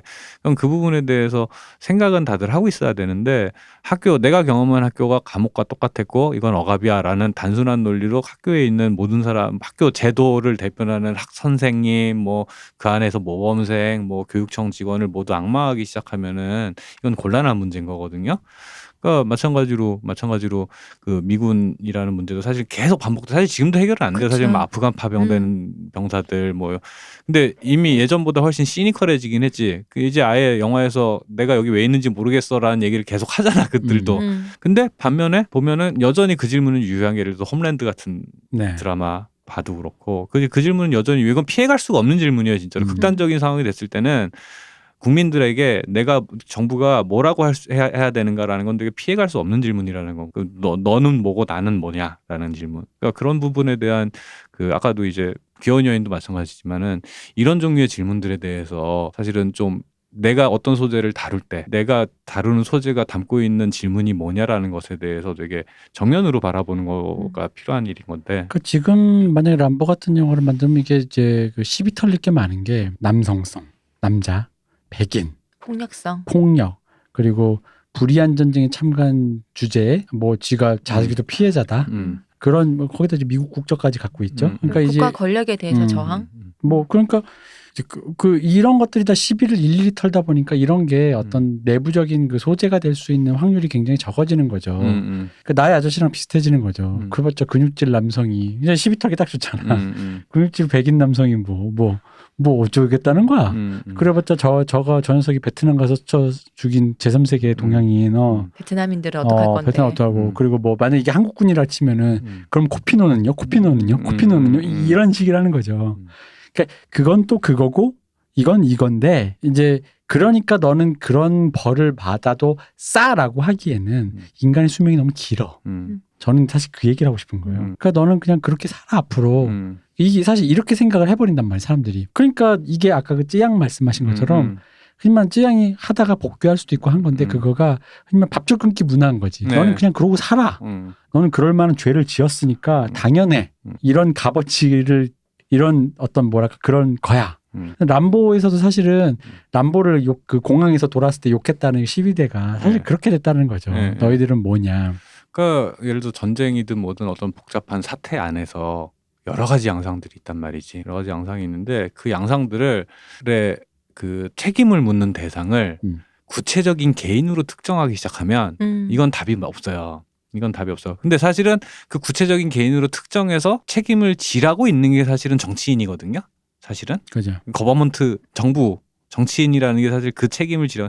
근데 그걸 구성하는 개개인에게 가기 시작하면은 사실은 물론 그 개인 안에서는 정부가 하는 나쁜 짓에 학살에 동의한 사람도 있고 적극적으로 한 사람도 부역자도 있고 여러 가지 사람이 있겠지 그 안에. 근데 그거 판단하라고 그걸 세심하게 최대한 판단하라고 제도가 있는 건 거고 그걸 뭉뚱그려서 어떤 특정 개인이라는 것들이 내가 갖고 있는 어떤 사태에 대한 이미지를 특정 개인한테 자꾸 투영하기 시작하면은 이건 이거는 사실 안 하려면서 예를 들어서 이제 그 산업화 세대 얘기할 때도 했던 얘기인 거고. 그 유신 얘기할 때 했던 얘기인 건 거잖아요. 그런 종류의 인식들이 내가 보는 인식의 폭을 얄팍하게 만드는 걸 넘어서서 그 삶을 불행하게 만들어요.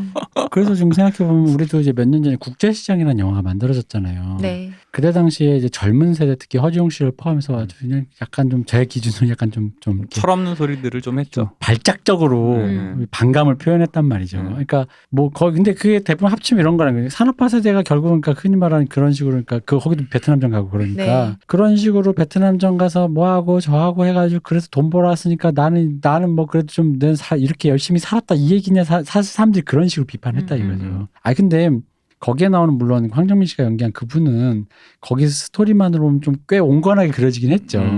온건하게 그려지긴 했지만 그럼 온건하든 아니든 간에 그 개인이 그런 서사를 그런 삶에 그러니까 자기가 어떻게 볼 수 없는 세계사의 그 어떤 흐름 속에서 어떻게든 살아보겠다고 운명 지어진 것을 또 이렇게 그려낸 것과 그 세대가 그러니까 딸딸이 친다. 자유행위를 하려고 이런 영화를 만들었다라는 그 어떤 전체적인 무의식은 조금 이게 좀 분리를 해야 되는 그렇게 산 사람이 있다라는 거지. 그 이런 삶을 살면서 또 이렇게 살아왔다라는 걸 위무할 수도 있었다라는 거지. 그러니까 예를 들어 이게 뭐랄까 국제시장이 그 사태의 이면을 너무 좋게 해석했다라고 비판받을 수는 있을지언정 이런 영화가 존재해서는 안 된다고 말할 수는 없을 거다 이거죠. 사실 국제시장 그때 박정희 시대를 미화했다라는 얘기도 참 많이 들었잖아요. 산업화 시대에 그때가 박정희 시대니까. 셀프 뽕이라고 했었나? 뭐 그런 종류의 표현들을 많이 썼던 것 같아요. 그러니까 사태를 너무 단순화시켰다. 아까 우리 귀여운 여인처럼 짧은 시간에도 어떤 걸 짚고 넘어갈 수 있는데 약간 외면하거나 약간은 그냥 탈색시켰죠. 그런 부분이 있었다라고 비판하는 것과 그 세대가 통째로 이런 걸 보고 싶어서 만드는 거라고 지랄하고 자빠졌네라고 말하는 건 좀 다른 부분이다라는 느낌이 있는 거죠. 그러니까 영화라는 게 사실 뭐 영화가 뭐 그래봤자 얼마나 되게 무슨 과학자 학자분들이 논문 쓰는 거에 비하겠어요.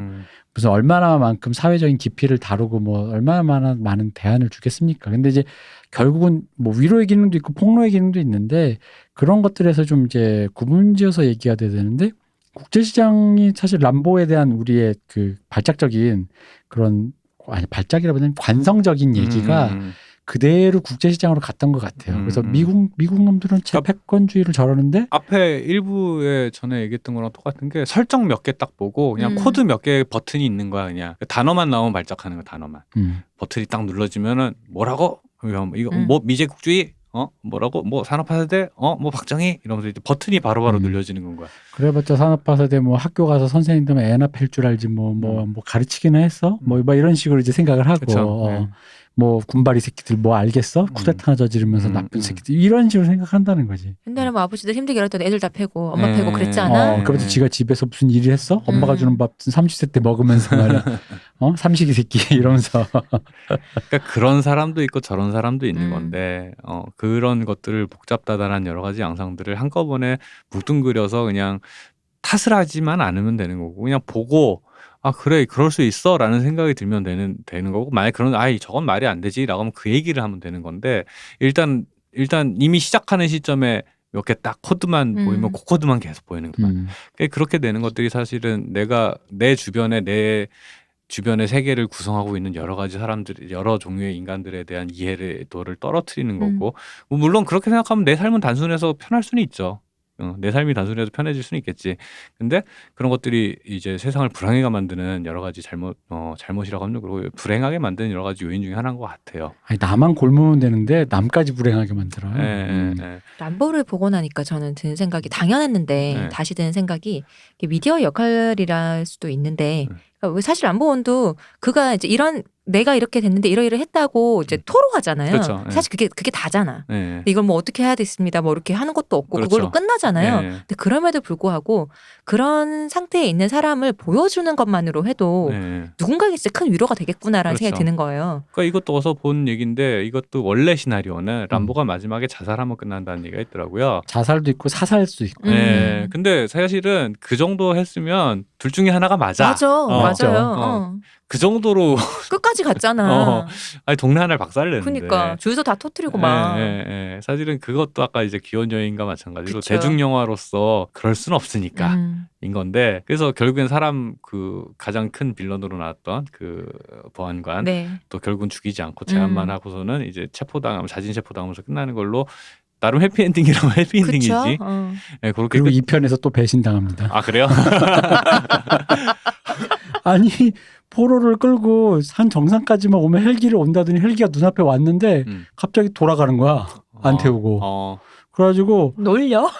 그래가지고 다시 잡히는데 거기서 고문당하고 그래서 어떻게 살아 돌아오는 거예요. 그래서 와가지고 진짜 자기네 그 베이스 캠프 본부 총으로 다 박살내고 마지막에 그러니까 그 얘기 대사를 치는 거죠. 국가가 나를 얼마나 사랑하느냐라는 말을 하는 건데 이 편에서도 그래요. 근데 사실 이 얘기하다 보니까 살짝 이제 좀 옆으로 세보자면 이 대본을 실베스터 스텔론도 같이 썼습니다. 네. 실베스터 스텔론은 로키로 79년인가 아카데미 각본상을 탄 그쵸. 대각본가십니다. 그럼요. 아니 아카데미 각본상이 무슨 이게 무슨 뭐 동네 무슨 그럼. 동네 무슨 노래자랑에서 주는 무슨 우수상도 아니고 근데 로키 시나리오 좋잖아요. 네, 단순하면서 되게 힘있죠. 네. 이 시나리오도 제가 보면서 단순한데 그러니까 스텔론이 확실히 감정선을 잘 잡는 것 같아요. 네. 그러니까 시나리오의 기교보다는 이 인물이 이런 감정이면 이렇게 결이 맞아야 된다라는 그 삐걱대지 않게 만드는 힘이 있는 것 같아요.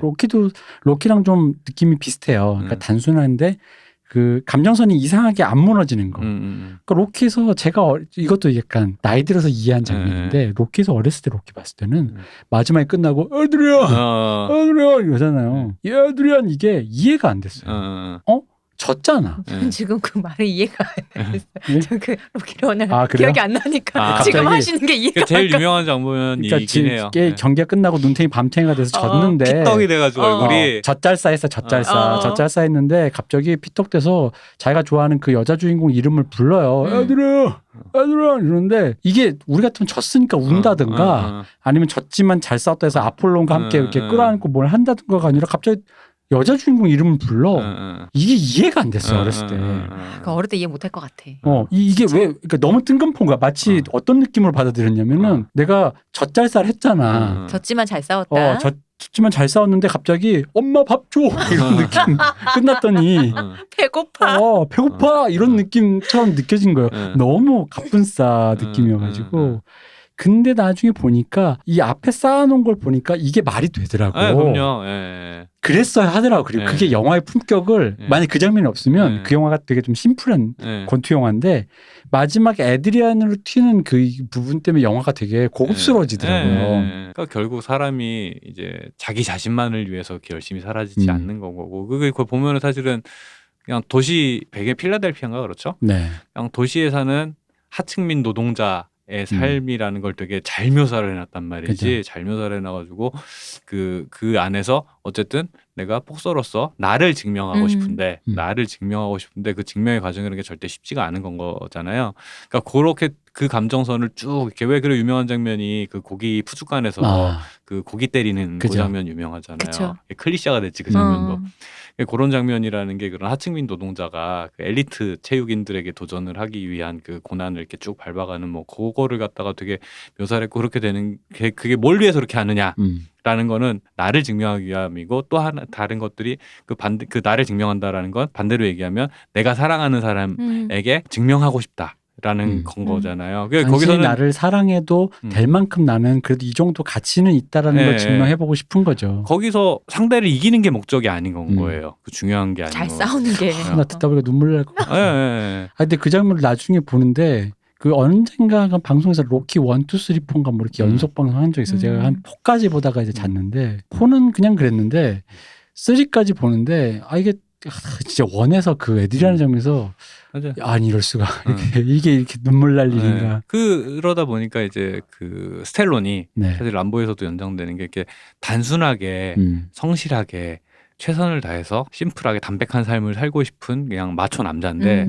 그게 왜 불가능한 건가라는 어떤 질문을 하고 있는 것 같아요. 근데 그 스텔론 캐릭터가 재밌는 게 그래서 왜 그 이런 액션 히어로 뭐 장클로드 반담이니 돌브룬드 그렌이니 아놀드 슈왈제네거니 뭐 많잖아요. 근데 사실 보면 스텔론이 확실히 그런 짠미가 있어요. 그렇죠. 맞아. 그런 페이소스라고 그러죠. 그렇죠. 그 페이소스가 그게 짠미가 제가 좋아하는 영화 중에 스텔론 영화 좀 좋아하는데 스텔론 영화 중에 물론 제가 진짜 스텔론 영화 제일 많이 본 영화가 뭐냐면 데몰리션 맨이에요. 아 진짜요? 데몰리션 맨을 제 비디오 테이프를 아예 갖고 있었어요. 이상하게 그 영화가 뭐라 그러지? 이상하게 그 영화를 보면 마음이 편하고 재밌어요. 그래가지고 그 영화를 정말 뭐라 그러지? 제가 바다가 들린다를 거의 한 200번을 넘게 봤는데 그만큼 봤어요. 그 영화를. 그래서 저를 알던 제 친구가 바다가 들린다는 이해하겠는데 데몰리션 맨을 왜 그렇게 열심히 보냐. 아니 이게 이상하게 내가 이 영화를 보면 마음이 자기 전에 노래 들었는 것처럼 마음이 편해지고 이 영화가 좀 좋아. 산드라 블록이 철없는 소리 할 때도 재밌고 왠지 좋아 막 이랬는데 그거 말고도 좋아했던 영화가 데일라이트. 그 왜 지하 거기 왜 뉴욕 밑에 있는 지하 그 갇히는 거 있잖아요. 해저 터널에. 거기서도 보면 그렇게 짠미 넘친다. 뭘 잘해보려 그러는데 사람들이 자꾸 말을 안 들어. 고군분투하는 그런 늘 느낌이 맞아 있죠. 그런 예. 캐릭터잖아요. 클리프행어. 그래, 나 그 영화 클리프행어. 좋아해. 그래. 그런데 이번에 예. 이거 보면서 영화 생각났던 게 예. 맨 처음에 그 마을로 갔을 때 저 멀리 산맥 그 로키 산맥이거든요. 그죠. 아, 또 로키가 나오는구나. 근데 이분의 스텔로는 저는 이미 이제 왜 이게 벌써 언제예요? 지금 뽀송뽀송하잖아요. 근데 나에게 이미 갖고 있는 이미지가 있잖아요. 그러니까 이게 여기가 섞이는 거야. 그래갖고 목소리도 같기도 했다가 왜 그런 느낌으로 이 영화를 자꾸 봐지는 거예요. 근데 로키 산맥은 저기 있는데 산을 막 타는데 저거 찍다가 클리프행어 생각했나? 막 이런 생각도 들고. 그럴 수 있어요. 충분히. 진짜. 아 클리프행어도 또 정말 좋아요. 명작이죠. 맞아, 명작이야. 잘 찍었어. 그 예를 들어서 뭐 브루스 윌리스 같은 90년대 액션 히어로하고는 또 그러니까 톤이 많이 다르죠. 브루스 윌리스가 아놀드 슈왈제네거도 다르고 전형적인 그 농담도 짓궂게 잘하는 양키 남자잖아요. 이렇게 농담자라고 이렇게 막 씌우고 좀 뭐 현대화된 카우보이 느낌이 있죠. 흔히 말하는 마지막에 카운터 날 때 농담 한 번 하잖아요. 그치. 이 자식아 뭐 이런 걸 하는데 실은 이거지 이놈아. 그리고 이제 아놀드는 약간 기계 느낌이잖아. 머신 느낌이잖아. 솔직히. 인간성을 솔직히 터미네이터뿐만 아니라 그냥 코만도나 그 바바리안이나 그런 다른 작품에서도 거의 내가 보기엔 그냥 머신이에요. 약간 짠미가 느껴진다고 하기에는 터미네이터 2가 마지막에 좀 짠미가 느껴지긴 했죠. 기계인데 그 캐릭터성이 부여되면서 생긴 짠내죠. 그거는 그가 한 게 아니고 사실 진짜 대본과 제임스 카메론이 연출과 이런 게 만들어져서 생긴 거지. 그래요. 카메론이 다 한 거긴 하지만 저는 그럼에도 불구하고 아놀드 영화 중에서 만약에 액션 히어로 잠깐 이제 우리 회고담을 잠깐 해보자면 옛날 영화니까 저는 의외로 아놀드가 했던 트윈스라는 영화를 좋아했어요. 예. 트윈스가 의외로 그 영화가 조페시랑 형제인데 둘이 형제야. 조페시랑 아놀드 형제야. 말도 안 되는 소리지. 유전자가 몰빵이 됐어. 어떻게 그 얼굴이. 죄송합니다. 조페시가 아니라 데니 드비토였습니다. 그 조그만 사람과. 유전자가 몰빵이 됐어. 근데 어쨌든 그 얘긴데 그 드라마가 되게 좋아가지고 전 주니어도 좋아했어요. 주니어도 좋죠. 주니어 내용도 좋고. 그러니까 의외로 그 사람이 오히려 그 되게 건강한 기계다 보니까 그런 어떤 약간 페이소스가 있는 코미디에 더 잘 어울렸어요. 그런 사람이 코미디에 나온다는 것 자체가 약간 좀 이렇게 이율배반적이잖아요. 근육질의 몸 자체가 과도한 근육질의 몸 자체가 주는 캐릭터성이 있다 보니까 그걸 잘 비튼 영화들에서 잘 살았죠. 그런 것들. 오히려 그런 게 잘 살았고 그거를 잘 살린 영화는 글쎄요. 터미네이터는 훌륭하지만 다른 거는 그럼에도 불구하고 코만도 충격적이었죠. 왜냐면 그 무기 때문에 그랬어요. 그렇죠. 왜 M60 들 때 야 이건 진짜 신기원이다. 그리고 M60 다음에 그 앞에 이렇게 바주카 같은 그 람보가 쓰는 거 있죠. 앞에 폭탄 달린 그 유탄 발사기 달린 거? 무슨 유탄이 아니라 이렇게 앞에 이렇게 크게 뾰족한 그 박격포 같은 거, 바주카포 같은 거. 바주카포 있잖아. 람보가 쏘는 바주카포 같은 거. 그거 되게 장난감 같잖아. 그 사람이 들면. 원에도 나왔나? 아니 2에 나왔을 거예요. 그러니까 원에는 계속 M60만 있었던 것 같아요. 바주카포 이걸 쏘는데 그걸 넘어서 바주카포의 그런 대포 같은 느낌인데 좀 더 큰 뭐 사연발인가 뭐 돼 있는 걸 드는 거야. 그 코만도에서 이럴 수가 막 이러는 건데 사람이 저걸 들다니 진짜. 그렇죠. 물론 코만도는 저는 아놀드라기보단 그게 딸로 나온 알리사 밀라노를 그렇죠. 알리사 밀라노. 그렇죠. 전 트루라이즈도 좋아했어요. 그러니까 트루라이즈는 귀엽잖아. 저기 사실 제이미 리 커티스가 캐리한 거죠. 진짜 그렇잖아, 솔직히. 이건 그래, 맞아. 제이미 리 커티스의 그 좌충우돌이 그 영화의 모든 동력을 만들지. 맞아, 무드도 만들고. 사실 아놀드는 그냥 옆에서 이렇게 씩씩대는 남편으로. 그걸 보는 관전자평을 제공하는 거지, 뷰를 제공하는 거지. 흔히 말하는 왜 요즘 예능 분석할 때 많이 쓰는 샌드백인 거고 사실은 그 주가 돼서 움직이는 거는 그 제이미 리 커티스. 그러니까 그 람보라던가 그 사실은 그 뒤에 코만도라든가 이런 것들은 그 뒤인지 앞인지 모르겠지만 뒤입니다. 그런 것들은 약간 말 그대로 그런 미국의 그런 패권주의에 의해서 그냥 그 스테로이드 맞은 과한 남성성을 과시하는 그죠. 그런 경향이 있는 건 그때 좀 맞아요. 뭔가 양산되던 영화들이잖아요. 맞아요. 근데 람보는 람보만 갖고 있는 페이소스가 분명히 있어요. 그러니까 스텔론이 갖고 있는 게 있어요. 그러다 보니까 이제 우리가 뭐 시간이 없어서 우리는 여기다가 조금 같이 섞어서 얘기하자면 우리가 사실 오늘 리설 웨폰 1도 얘기해 보려고 했잖아요. 멜 깁슨의 리설 웨폰이 이제 연도가 87년인데 대표님 목매요? 목이 메시네. 목이 메요. 아까 눈물 날 뻔한다더니 목이 쉬었어. 목이 메요 지금. 나 어릴 땐 제가 마초성이 없다 보니까 솔직히 동네에 이런 형들이 부담스러웠어요. 왜냐면 걷기도 힘든 사람한테 자꾸 뭘 뛰어서 올라가자니 그래서 사실 부담스러웠어요. 그래서 저는 사실 동네에 있는 이런 형님들을 좀 그랬어요. 그 형들은 그럼에도 불구하고 지금 생각하면 그 형들이 참 나를 잘 돌봐준 사람들인 건데 어쨌든 저는 부담스러웠던 거죠. 네. 근데 그 형들에 대한 얘기가 이제 나이가 드니까 좀 이제 짠한 거지. 왠지 생각도 나면서 이제는 형들. 보이잖아. 그때 어떤 어떤 그 뭐에 처해져서 이 사람 살았던 게 우리가 이제 알잖아. 그 이제 뭐 말로는 할 수 없지만 그때 그 형들이라는 게 뭐 다 뭐 대학을 가고 그런 게 아니라 되게 그냥 이제 평범한 공장 다니는 형도 있었고 뭐 이제 좀 안 좋게 되신 분도 계시는데 그러니까 그러다 보니까 이제 그 이제 리서레폰을 보면은 재밌는 게 거지 이제 아까 82년에서부터 거의 한 6, 7년 흐른 거잖아요. 그쵸? 네. 여기서도 보면 멜 깁슨이 베트남전 참전 용사인데 네. 경찰이 됐잖아요. 네. 그리고 거기서 중간에 이제 그나마 빌런, 잘 풀렸어. 그치, 네. 빌런으로 나오는 게 그 같은 특수부대 출신인데 사적 폭력으로 하청 조직 같은 데서 무슨 그러니까 마약 군인 신디케이트 출신에서 사회에 제대로 자리를 못 잡고 그냥 범죄 조직이 돼버렸죠. 그쵸. 그죠. 무슨 마약 신디케이트 같은 어. 그런 게 됐는데 이걸 보다 보니까 약간 그런 생각 람보까지 같이 보다 보니까 느낀 게 어쨌든 간에 사회가 품었다라는 기분이 드는 거예요. 특히 리서레폰 1에서 나오는 그 낙천적인 그 그쵸. 분위기가 있잖아요. 네. 주인공이 굉장히 어두운데도 불구하고 네. 어두운 터치고 사건도 되게 무겁고 되게 좀 잔혹한 터치가 많음에도 불구하고 영화 전반으로 흐르는 약간의 경쾌한 무드가 맞아요. 있는데 네. 나 기어 죽을 뻔했다. 뭐요? 고문하는데 소금 가져와서 소금 상처 위에 소금을 뿌리는 거야. 아 맞아. 저게 무슨 고문이야? 장난쳐? 그러니까 그게 맞아요. 그런 식으로 자기는 증명한다고 팔에 불 지르면서 그러니까. 남 고문할 때 소금 너무 소프트한 내 머리. 아니에요. 그게 원래는 그게 하루 만에 끝나서 그렇지 한 일주일 정도 해서 젓갈을 만들려고 그랬던 건 거예요. 근데 너무 빨리 끝나서 그런 거야. 젓갈로 담궈버리려 했는데. 뭐 사람을 젓갈로 만드는데 얼마나 잔인해. 아, 나 너무 귀여워갖고 진짜 보다가 웃어갖고 웃겨갖고 내가. 삼투압으로 물이 빠져나가서 그치. 젓갈로 만드는. 전기 고문 할 때도 못 움직이게 눕혀놓고 하면 되는데 그걸 꼭 사람을 걸어갖고 애를 이렇게 뒤에서 밀어주잖아. 그래 그런 식으로 그게 너무 웃긴 거야. 그런 식으로 약간 전체적인 톤 앤 매너가 잔인성의 수위를 많이 낮췄는데 문제는 하나하나 뜯어보잖아.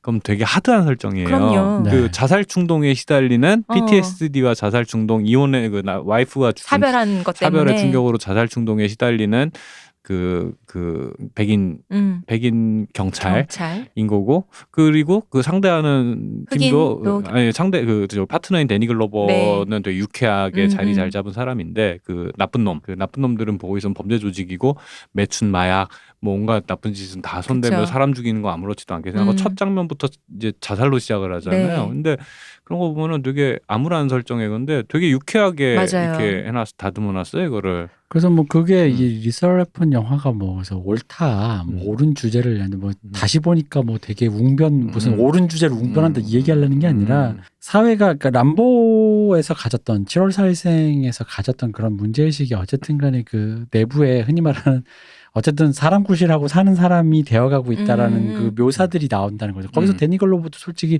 선배지만 그 사람도 베트남전 참전 용사잖아요. 그러니까 다 왜 우리 농담 삼아 했던 말 있잖아요. 다 네 집 아빠 엄마 됐고. 아, 그치. 네. 건장한 가장이 돼요. 건실한 가장이 되어서. 이제 어쨌든 간에 그러고 살더라라는 그치. 얘기가 여기에 이제 그 분위기상에 문대져 있다라는 거죠. 그치. 여전히 시대는 폭력적이고 나쁜 놈도 많고 뭐 에어룬이고 뭐 구분도 안 하고 그 설정 때문에 데니 글로버 딸 미성년자 딸을 그쵸. 이렇게 납치하는 게 나와요. 애도 뭐 그런 것도 상관 안 하는 이런 페륜의 그 무도한 이런 악당이 나오지만 그런 시대지만 그럼에도 불구하고 사회가 이런 것들을 어쨌든 경쾌한 무드를 통해서 이렇게 품어간다라는 느낌이 여유가 느껴지죠. 그 레이건 시대가 어쨌든 그 부흥하는 레이건 그쵸. 시대의 그 어떤 것이 느껴지는 그게 거죠. 이제 플래툰과 이제 그냥 역사적 사건으로 보면 플래툰과 택시 드라이버와 람보를 거쳐서 그분들이 취직을 해서 리서레폰이 된 거지. 리셀폰이 된 거지. 그죠.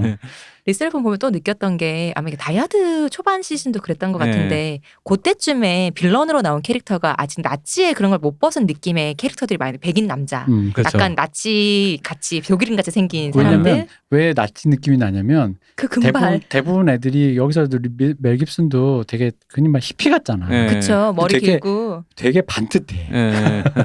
머리도 되게 잘 빗고 맞아. 이발도 잘 돼 있고 면도도 잘 돼 있어. 악당들이 다. 근데 악당한테서 독일인의 이미지를 이미지를 넣는 건 사실 뭐 스타워즈도 그렇고 뭐 근데 나중에 지나면은 그게 이제 중동으로 넘어가고 북한으로 그렇죠. 넘어가고 했잖아요. 예. 근데 같이 안 씻는 애들이 나와요. 근데 아직 요때는 진짜 그 뭔가 전범의 이미지를 빌런으로 갖고 왔을 맞아요. 때구나 싶더라고요. 그러니까 이때는 아직 악당들이 더 잘 씻을 때, 열심히 씻을 때. 좀 더 옷도 훨씬 잘 입고. 맞아. 머리도 잘 빗고. 그러다가 개싸움이 되면서 서로 안 씻는 분위기로 네. 가더라. 그런 거지. 약간 뭐라지 왜 양키라고 욕먹는 그 미국인들 네네. 왜 예의도 모르고 뭐 봉두남발에 봉두남발에 뭐 이렇게 티셔츠 풀어 헤치고 막 담배 물고 파이바도 아무 데나 대충 옷 좀 쓰고 찍 싸고. 뭐 그런 이미지들을 유럽 백인들이 시컷 뺐던 그 이미지인데 근데 승전을 했잖아. 그치. 깔끔하게 보스 명품 자켓 차려입은 독일군을 무찔렀잖아. 그치. 그러니까 약간 그런 것들이 미국 마초들의 자존심인 것 같더라고요. 근데 싱크대에 오줌 싸도 돼. 나는 진짜 근본어서 아니 웃기는 게 자꾸 크라운 얘기하게 되는데 거기 보면 케네디가 제클린이랑 방문한 에피소드가 네. 있는데 네. 그 폐하를 부를 때 그 용법이 있잖아요. 요 하이네스니 요 마제스티니 하는데 그쵸, 근데 케네디 정도면 그래도 배운 사람일 텐데 네. 곡을 틀린다. 그거를 못 맞추는 거 하나도 못 맞추는 거야. 아, 둘 다 미국의 나름 그 사람들도 미국 상류층 교육받고 자란 사람들이잖아. 근데 약간 안동 저기 종갓집 가고. 종갓집 갔는데 이제 제사 예법을 하나도 모르는 거지. 백분이 뭐니 이런 거 아무것도 모르는 거지. 약간 그런 느낌으로 다뤘더라고요. 맞아. 이게 웃기더라고. 근데 그런 그것들이 흔히 말하는 그 양키. 그죠. 양키. 묵은본 양키들의 그러니까 우리도 왜 어른들 저희 고속버스 관광 가면 사진만 찍고 우르르 간다 뭐 이런 류의 비판 많지만 네. 자크다띠가 찍었던 영화 프랑스 영화 감독입니다. 자크다띠가 찍었던 영화를 보면 거기에 미국 관광객들이 그러고 나와요. 맞아요. 예. 우르르 와서 버스에 딱 내린 다음에 사진 우르르 찍고 휙 가버려. 예. 그러니까 우리가 약간 얼마나 지금 중국 관광객들 보고 느끼는 거랑 비슷한. 그러니까 얼마나 유럽인들이 봤을 때 이 근본 없는 양키놈들 뭐 감상도 할 줄 모르고 그저 와가지고 배경 놓고 사진만 받고 간다 이런 기분을 갖고 있는 그 교양 양키들. 없는. 그 양키가 어쨌든 다 애아빠가 돼서 애아빠 애엄마가 돼서 다 그래도 좋은 사람 되려고 노력한다라는 그 어떤 그 사회가 어쨌든 부흥할 때 그 분위기가 묻어 있는 거죠 리서레폰이. 그러니까 이런 얘기를 우리가 한 이유가 그래서 미국이 좋은 나라 뭐 이런 얘기를 하려는 게 아니라 어떤 체제가 자꾸 밖으로 밀려나는 것들을 이제 이런 문화적인 것들로 이렇게 끌고 들어오는 과정들에 대한 얘기가 자꾸 눈에 띄더라고요. 그러니까 그죠. 보면은 그때 당시 영화들 이제 사실은 여전히 초강대국이지만 사실은 뭐 코로나 겪었죠 이러면서 미국이 많이 쇠퇴했다라는 느낌을 확실히 받거든요.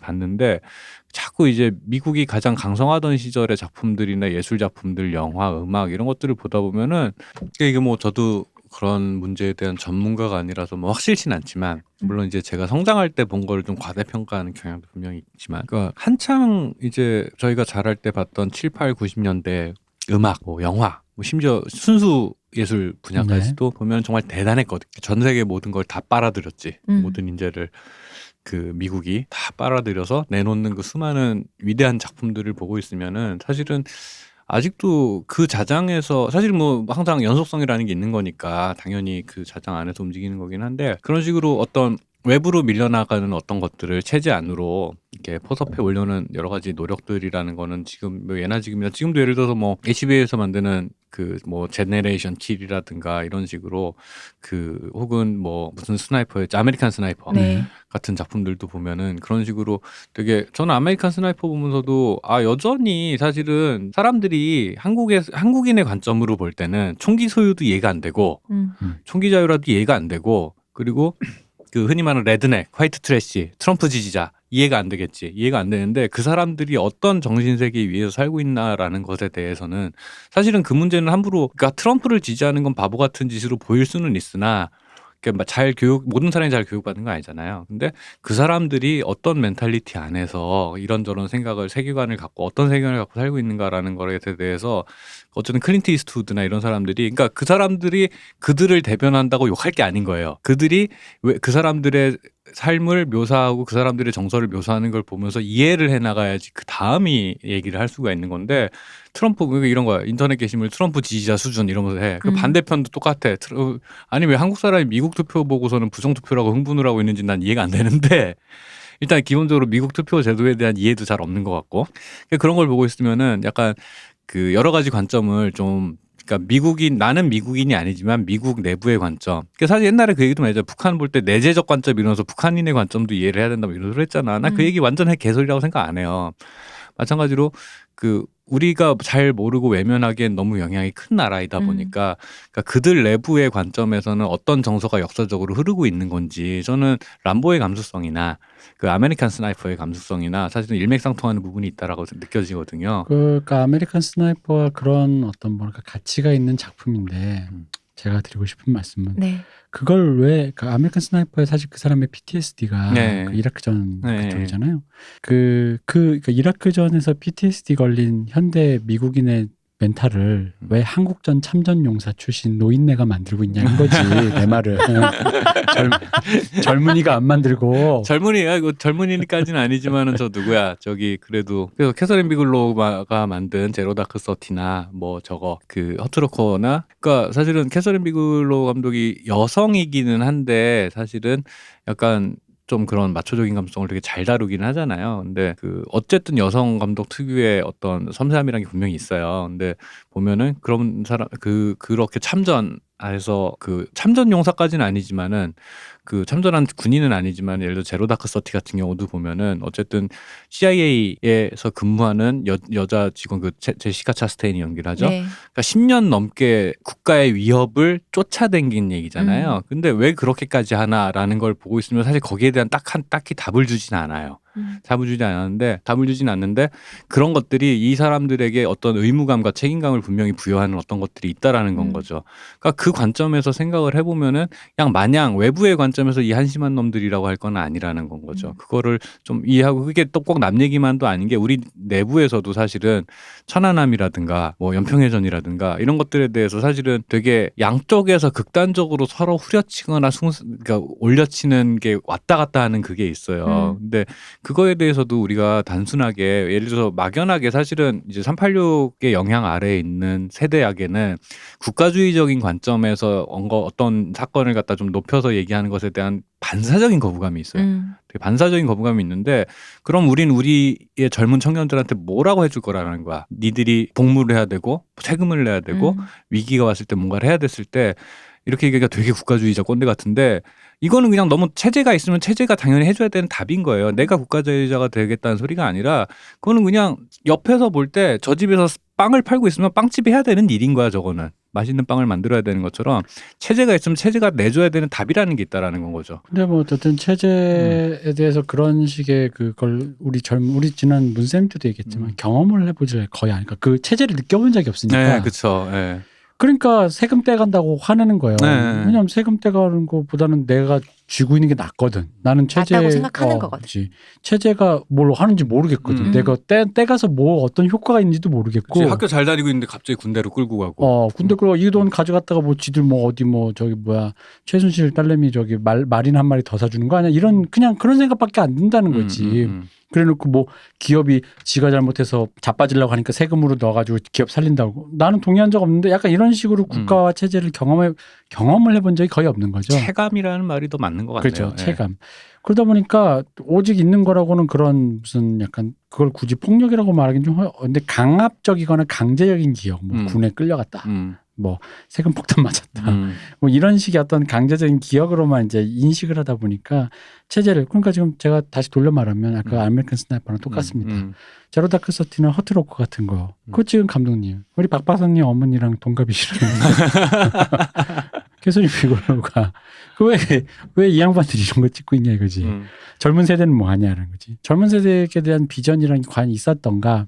그러니까 은근히 우리가 욕하고 무시했지만 지금 돌아보니 그 미국은 미국 나름대로 그 체제에 뭔가 체제를 어떻게든 돌리기 위해 뭔가를 하려고 하는 메시지를 끊임없이 사회 예술가들이 고민했다 이런 느낌이 있다라는 거죠. 그거를 큰 그림을 보면서 고민했다. 되게 사소해 보이는 그냥 뭐 로맨틱 코미디 같지만 그 안에서 되게 큰 그림을 고민하고 그 안에서 질문을 했다라는 생각이 되게 많이 드는 거예요. 액션 영화를 찍더라도 물론 그게 그들이 그래 나는 체제를 고민하는 사람에 의식하고 하지는 않았겠지만 그런 고민의 연장선 안에서 어떤 사고가 일관성 있게 공유되는 어떤 지점들이 창작자들 사이에 있는 것 같은데 전제가 이미 깔려 있다는 거죠. 그러니까 저는 사실 한국의 영화 드라마 이런 것들에 대해서 되게 그런 어떤 토대 비슷한 얘기를 하라는 게 아니라 내가 여기까지는 서로 합의가 된 어떤 전제, 토대 이런 것들이 마련된 상태로 얘기하고 있는 건가? 라는 생각이 들 때가 많아가지고 그 예를 들어서 국가부도의 날 이런 거 보고 있으면 진짜 한숨이 나오는데 그냥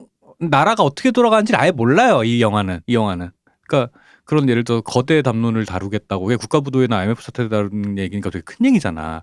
근데 체제가 어떻게 운영되는지에 대한 기본적인 이해가 아예 없어요. 아예 없고 인랑도 마찬가지예요. 그냥 동북아 정세라든가 한국이라는 나라가 어떻게 정치가 어떻게 기능하는지에 대한 기본적인 그냥 인식도 아니야. 그냥 지식이 없어 아예 그냥. 그래놓고서는 창작을 하고 있다라는 게 난 어이가 없는 거야 솔직히 말하면. 그러니까 왜냐면은 왜 이런 얘기를 하냐면 어쨌든 간에 만약 영화로만 이제 봅시면 영화나 이제 드라마 같은 경우는 뭘 그리던 옆집에 슈퍼마켓에 돌아가는 얘기를 그리던 스타트업처럼 무슨 기업을 만드는 청년의 얘기를 그리던 사회를 반영한다라는 거지. 사회 그쵸? 의식 그리고 여기서 어쨌든 뭐 예를 들어 해피엔딩으로 끝내려면 해피엔딩으로 끝나가기 위해서 모두가 대다수의 시민들이 이 드라마나 이 영화를 봤을 때 동의의 수를 높여야 된단 말이에요. 많이 만들어야 되는데 어디까지 동의할 수 있게 만드는 그 전제. 예를 들어 내가 사랑하는 남주역이 내가 너무 남주역 빠여서 내가 스타트업 작가 그 흔히 말하는 아까 그 스타트업이 위기에 빠졌으니 이 대표를 투입해서 남주역 팬이라고 하니 쓰게. 난 그러면 남주역이 다 죽일 거야. 다 내 돈. 수지도 내 거. 그래가지고 일국 대통령 돼. 공감이도 내 거. SF. 근데 그러니까 이거는 사회적으로 합의가 안 되잖아. 대다수의 동의를 이끌으니까 그 결국은 전제가 되는 게 뭐냐는 그 삼각관계에서도 룰이 있다라는 거지. 우리 주인공이 삼각관계에서 불이하게 그녀의 사랑을 쟁취해서는 안 되는 것처럼. 근데 지금 박 박사님 말씀하시는 건 우리나라 지금 현대 창작자들이 아마 그런 전제가 거의 소실되어 있다는 느낌이 드는 거예요. 스타트업을 봐도 그렇고 방금 말했던 토대가 없어요. 네. 인랑도 그렇고 그런 전제.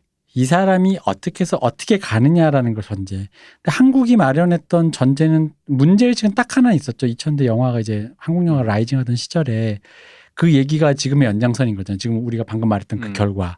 한국은 국민이 국가를 체험해 본 적이 없기 때문에 경험해 본 적이 없기 때문에 그럼에도 불구하고 세계가 굉장히 폭력적이다라는 건 인식을 하다 보니까 그것을 사적 구제를 하기 위해 애쓴다.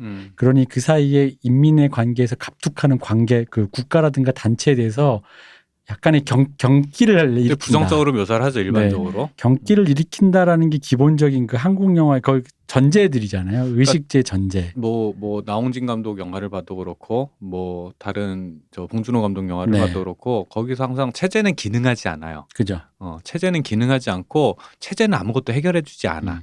그러니까 뒤늦게 나서 뒷북을 치거나 일을 어렵게 만들지. 그러면서 이제 말씀하신 대로 사적 구제를 하거나 그냥 개인의 그냥 원한으로 남아서 그게 그냥 그 다음 세대 이렇게 왜 기생충 마지막 장면이 그거 아니야. 그쵸. 원한으로 남는 거잖아 그냥. 그죠. 그게 안 풀리면 원기되는 거지.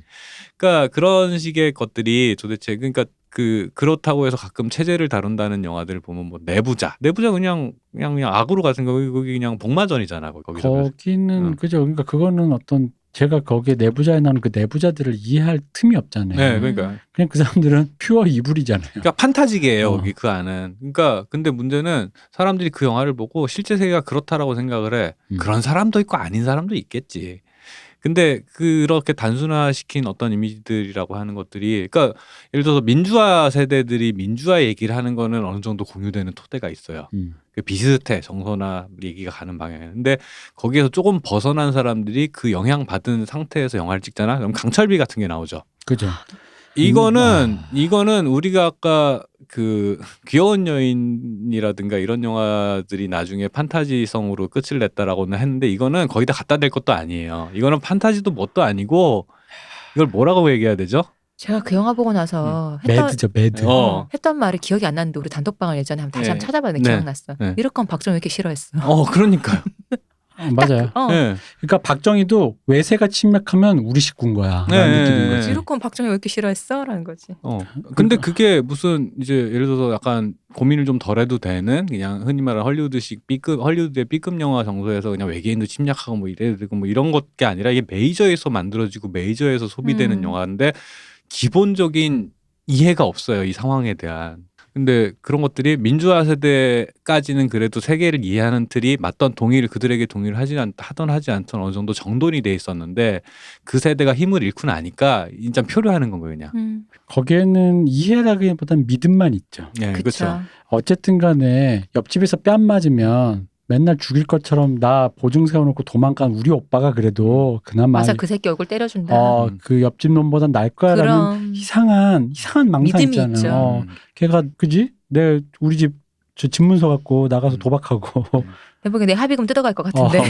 보증서 가지고 이렇게 나 이렇게 빚더미 안 쳤는데도 근데도 우리 오빠야. 그치. 라는 이상한 저 강철비 보다가 정말 충격받았거든요. 그러니까 뭐 자꾸 크라운 얘기해서 죄송한데 아니에요, 좋아요. 크라운 드라마 안에서도 체제에 대해서 고민을 해요. 이게 어떻게 기능하는가에 대해 그 질문에 답을 안 하면 여왕이 등장할 이유가 없다는 거를 쓰는 사람이나 만드는 사람이 알고 있는 건 거야. 그것도 당연하죠. 왜냐면 저는 크라운을 안 봤습니다만 만약에 여왕을 그 흔히 말 이 여왕 그 군주제가 존재하는 이유에 대해서 어느 정도 그 내부에 설명이 없으면 그럼 어떻게 되냐면 그게 바로 그 궁이 아니야. 그게 그러니까요. 예, 맞아요. 궁이 되는 거예요. 우리나라에 그런 퇴행적인 시나리오가 나오는 거예요. 궁이 그냥 있었으면 재밌겠다. 예, 그렇죠. 라는 망상에서부터 시작하는 거잖아요. 예, 맞아요. 근데 그럼 상상은 그럴 수 있는데 그러려면 그게 토대하는 그 현실을 만들어야 되잖아요.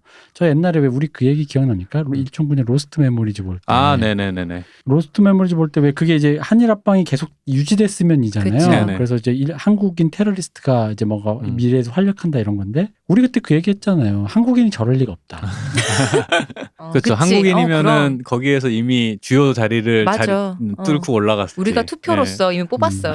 한국인이 이미 조선인 대통령을 뽑았어. 우리는 이미 그 천황제도 폐위하고 그럼 한국인 총리가 도쿄에서 화염병 던지면서 한번 오히려 일본인이 도쿄에서 시위를 하지. 일본인 차별하지 말고.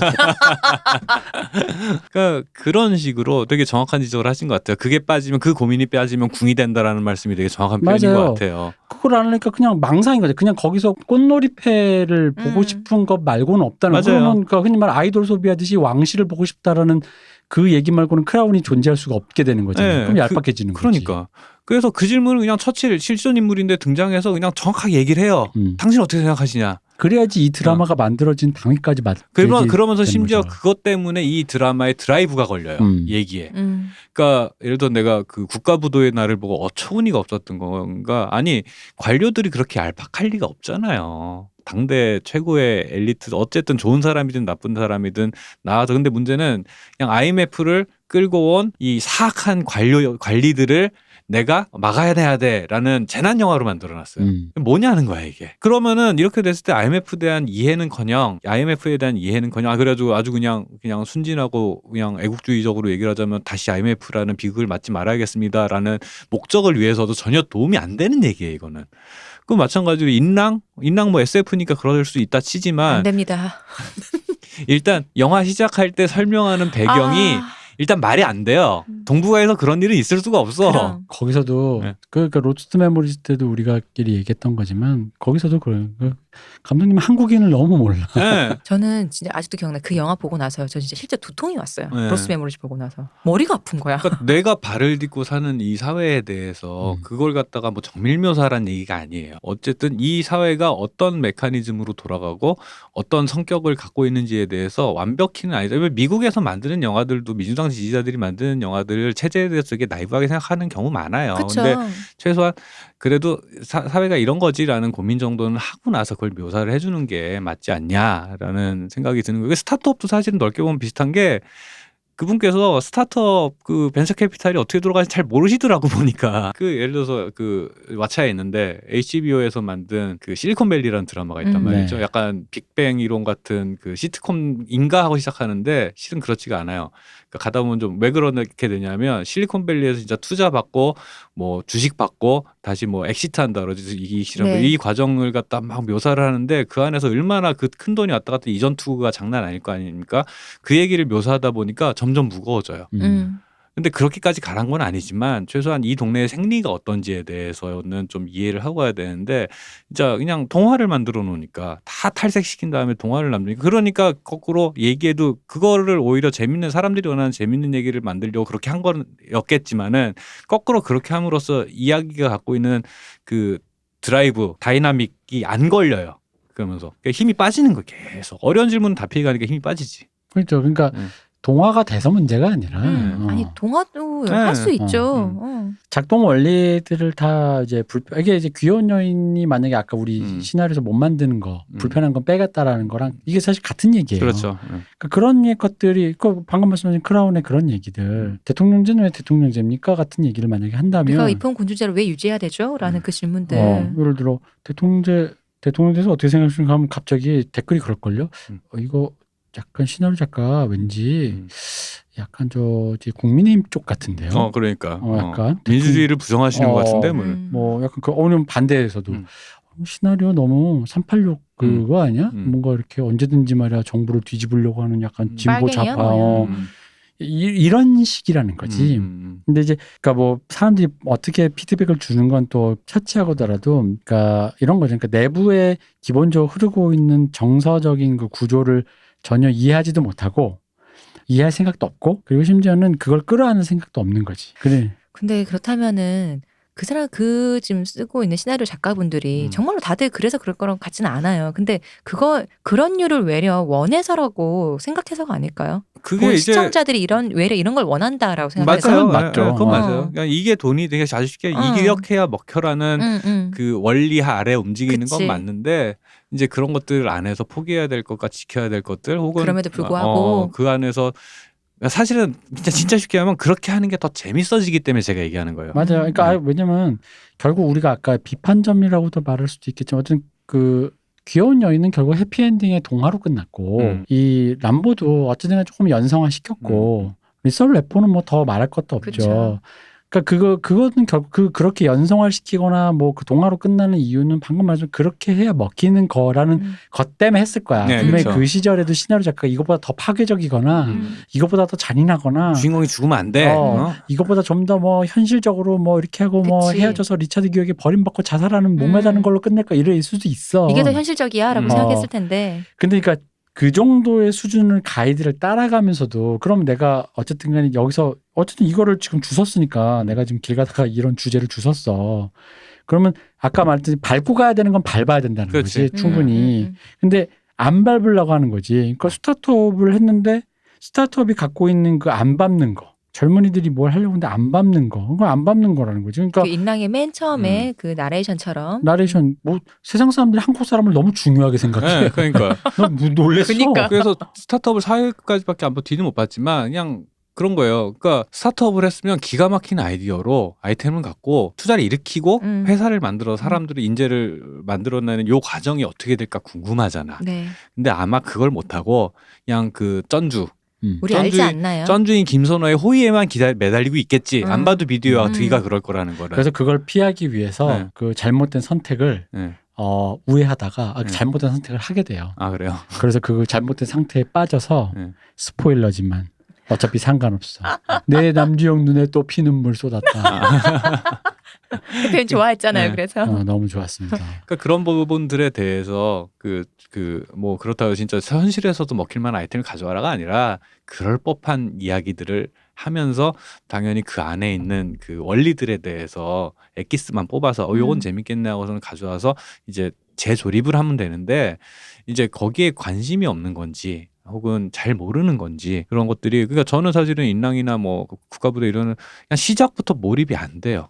사실은 말이 안 되니까 처음부터. 그래도 그렇게 하니까 어쨌든 타인을 악마화하는 시나리오들이 그러니까 뭐 그렇게 치면은 뭐 한국 미국 헐리우드 영화들도 외부의 적을 만들어서 무조건 좀 악마화하는 거 아니냐.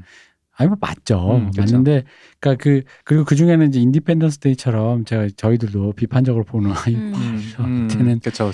작동 원리 이거 똑같아요. 그러니까 작동 원리가 말이 안 된다 이거지. 인디펜던스 데이랑 같은 얘기예요. 인랑이니 국가부도의 날이니가 외계인은 다른 OS를 쓴다고 이 얘기라는 거야 지금. 같은 OS를 쓴다라고 정리하고 이렇게 뭘 바이러스 심는다라는 게 자체가 그런 식으로 얘기를 푼다 이거지 모든 그렇죠. 게. 네. 그러니까 그런 식으로 우리가 지금 보고 있는 것들이 모든 게 탈색된 상태니까 그러니까 옛날 영화를 보다가 느낀 건 결국 그런 거죠. 그것도 이 형들이 내가 너무 저기 동화를 쓰지만 최소한의 염치를 지켰다. 야, 내가 엔딩이 조금 저도 면이 좀 부끄럽습니다. 뭐 이렇게 리차드 기어가 꽃을 들고 오픈카를 타고 이렇게 루프를 열고 이렇게 다가오는 그치. 게 고소공포증을 극복하고 그렇지만 그 앞에 짚었던 것들이 그 정도면은 그래도 형님 면피는 했습니다. 그치. 사실 이게 그거랑 똑같아요. 저는 그 영화 사상 가장 제가 개인적으로 제일 멋있는 인트로라고 생각하는 거 1위는 티파니에서의 아침을이라고 생각을 해요. 앞에 인트로와 뒤에 나오는 영화가 다른 영화예요. 맞죠. 앞에 인트로만 온리 예술 영화야. 안토니오니 영화 같이 나왔죠. 그냥 그 영화 그 앞에 인트로만 딱 떼서 보면 돼.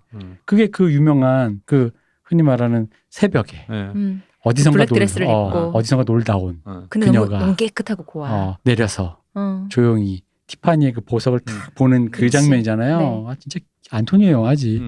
기가 막혀. 그것만으로는 정말 예술적이고 거기에 미국 욕망, 여성 뭐 이런 계급 이게 그냥 한 신의 정말 시네마 그 자체지 그 자체예요. 그 뒤에 사실은 영화는 다른 영화야. 근데 그 하고 싶은 얘기는 그 첫 장면에서 사실 다 끝났죠. 다 끝났죠. 그러니까 그 얘기가 조금 더 연성화를 했지. 그건 그 뒤편에서 그 티파니의 아침을인 뒤편에서 연성화 시킨 거고. 그러니까 나는 이 영화가 전체적으로 연성하니까 앞에 한 장면만은 많은 걸 담겠다. 감독님이 정말 큰 그림으로 이거는 포기할 수 없어. 뒤에는 그냥 아케이드 영화로 즐겨주세요인데 그 귀여운 여인도 그렇고 이 영화도 그런 게 그 최소한의 그 지점을 밟고 간다라는 거지. 그러니까 어떤 삶이나 현실을 바라보는 어떤 통찰. 진짜 진부한 표현이지만 통찰이라는 게 영화나 드라마 전체를 관통하라는 게 아니라 그 통찰 위에서 이야기가 시작해야 돼요. 사실은 거기가 출발점이에요. 거기가 출발점인데 보면은 어디에 영감을 받아서 이 이야기가 출발했을까라는 게 안 보여요. 사실은 그냥 이렇게 조합을 놓고 뭐 멋있지 않겠어 정도인 건 거예요. 그죠. 그러니까 왜 사실 뻔한데 재밌는 영화들이 사실 그런 영화들이잖아요. 네. 이거 봤던 소재 같은데도 한데 막상 봤더니 봤던 건데 또 재탕이야가 아니라 봤는데 재밌는 영화들이 보통 그런 영화들이거든요. 그러니까 보면 그렇습니다. 그래서 람보를 보다가 하여간 우연히 귀여운 여인에 붙일 만한 영화를 찾기 위해서 80년대 영화를 전전하다가 우연히 람보를 보고 그러니까 제도권 영화고 흔히 기억하는 되게 단순해진 어떤 아이콘화된 네. 작품인데 사실 뜯어보면은 그 아이콘에 이르는 길은 사실 우리가 생각한 거랑 전혀 달랐더라라는 점. 마음이 약간 쓸쓸해진 지금은 연락이 안 되는 동네 형 같은 이 형 어디 갔을까 이런 느낌까지 들면서 산에 가서 훨씬 잘 먹고 살 거야 멧돼지 잡아서. 이게 쓸쓸하게만 살지 않았으면 좋겠다라는 그런 생각을 좀 했습니다. 솔직히 지금 보니까 좀 더 그렇더라고요. 저는 그 흔히 말하는 트럼프 지지자가 좀 이상한 건 사실이야. 근데 나는 한국의 트럼프 지지자가 난 제일 이상해. 걔들을 좁혀는 거에 그 사람들의 멘탈리티도 좀 이상한 것도 사실이거든요. 그러니까 그들의 어떤 그런 것들이. 그러니까 약간 그런 기분을 좀 느낀 거죠. 그래서 근데 뭐 미국도 제가 아까 말씀드렸지만 그 이라크 전에 참전했던 용사를 알아주는 그 마음을 알아주는 건 한국전 참전 용사였다. 그치, 누구 마음 누가 아는 것처럼. 얘기하고 싶지만 하지 못하는 영화. 다음 시간에 해야 될 것 같은 영화. 언젠가 또 하게 될 영화. 네. 그걸 기준으로 브루클린을 가는 마지막 비상구입니다. 네. 그거를 기준으로 생각을 해보니까 이런 느낌이 드는 거예요. 대도시 기준에 well educated 된 애들이 SNS 정확히 n분의 1 지분을 갖게 되는 그 목소리를 갖고 과잉 대표된 어떤 그런 정체성들. 정체성이라는 느낌이 좀 드는 거예요.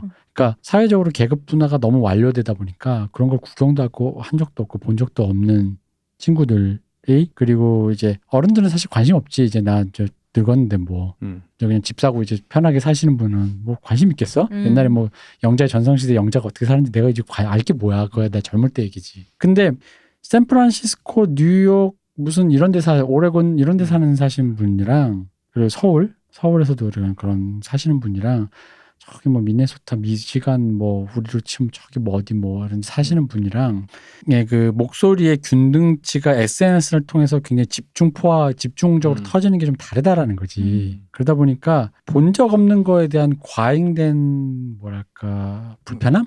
그런 것도 이질감? 어떤 사태에 대해서 과대평가하게 되죠. 왜냐면 그리고 근데 그런 사람이 굉장히 SNS상에서 많아 보이게 되는 효과? 그리고 자아 자체도 많이 비대해진 것 같아요. 그렇죠. 네. 타임라인이라는 게 내가 원하는 것만 골라서 되니까. 구성을 하다 보니까 세계가 이게 다 그러니까 알아, 머리로는 알아. 이게 다가 아니겠지라는 걸 알지만 그것만 보고 있으면 나의 인식이라는 건 사실 거기에 맞게 세팅이 되게 돼 있거든. 사람이라는 게 그래요. 매일 보든 출퇴근길이 맨날 똑같으면 내 세계는 사실 그거 중심으로 구성이 되죠. 내가 생각하는 것들이 당연히 지지받는 것들이라고 인식하게 되니까. 그렇죠. 그리고 SNS에서 저런 애들이 하나의 무리를 이뤄가지고 시끄럽게 굴고 있으면은 세상이 큰일 난 것 같거든요. 네, 그럴 수밖에 없어요. 그러니까 그런 것들이 사실은 현실 세계, 발을 붙이고 있는 현실 세계에서 어느 정도 규모로 움직이고 있는 건지, 혹은 SNS에서 얘네들이 더 붐을 일으키고 있는 건지, 이런 것들에 대해서 좀 균형 감각 있는 판단들이 확실히 필요한 것 같은데, 근데 문제는 오히려 그런 인식이 현실에 다 거꾸로 영향을 준다는 거죠. 과대표되는 것들이 과대표돼 있다고 생각을 못하고 자꾸 눈에 보이니까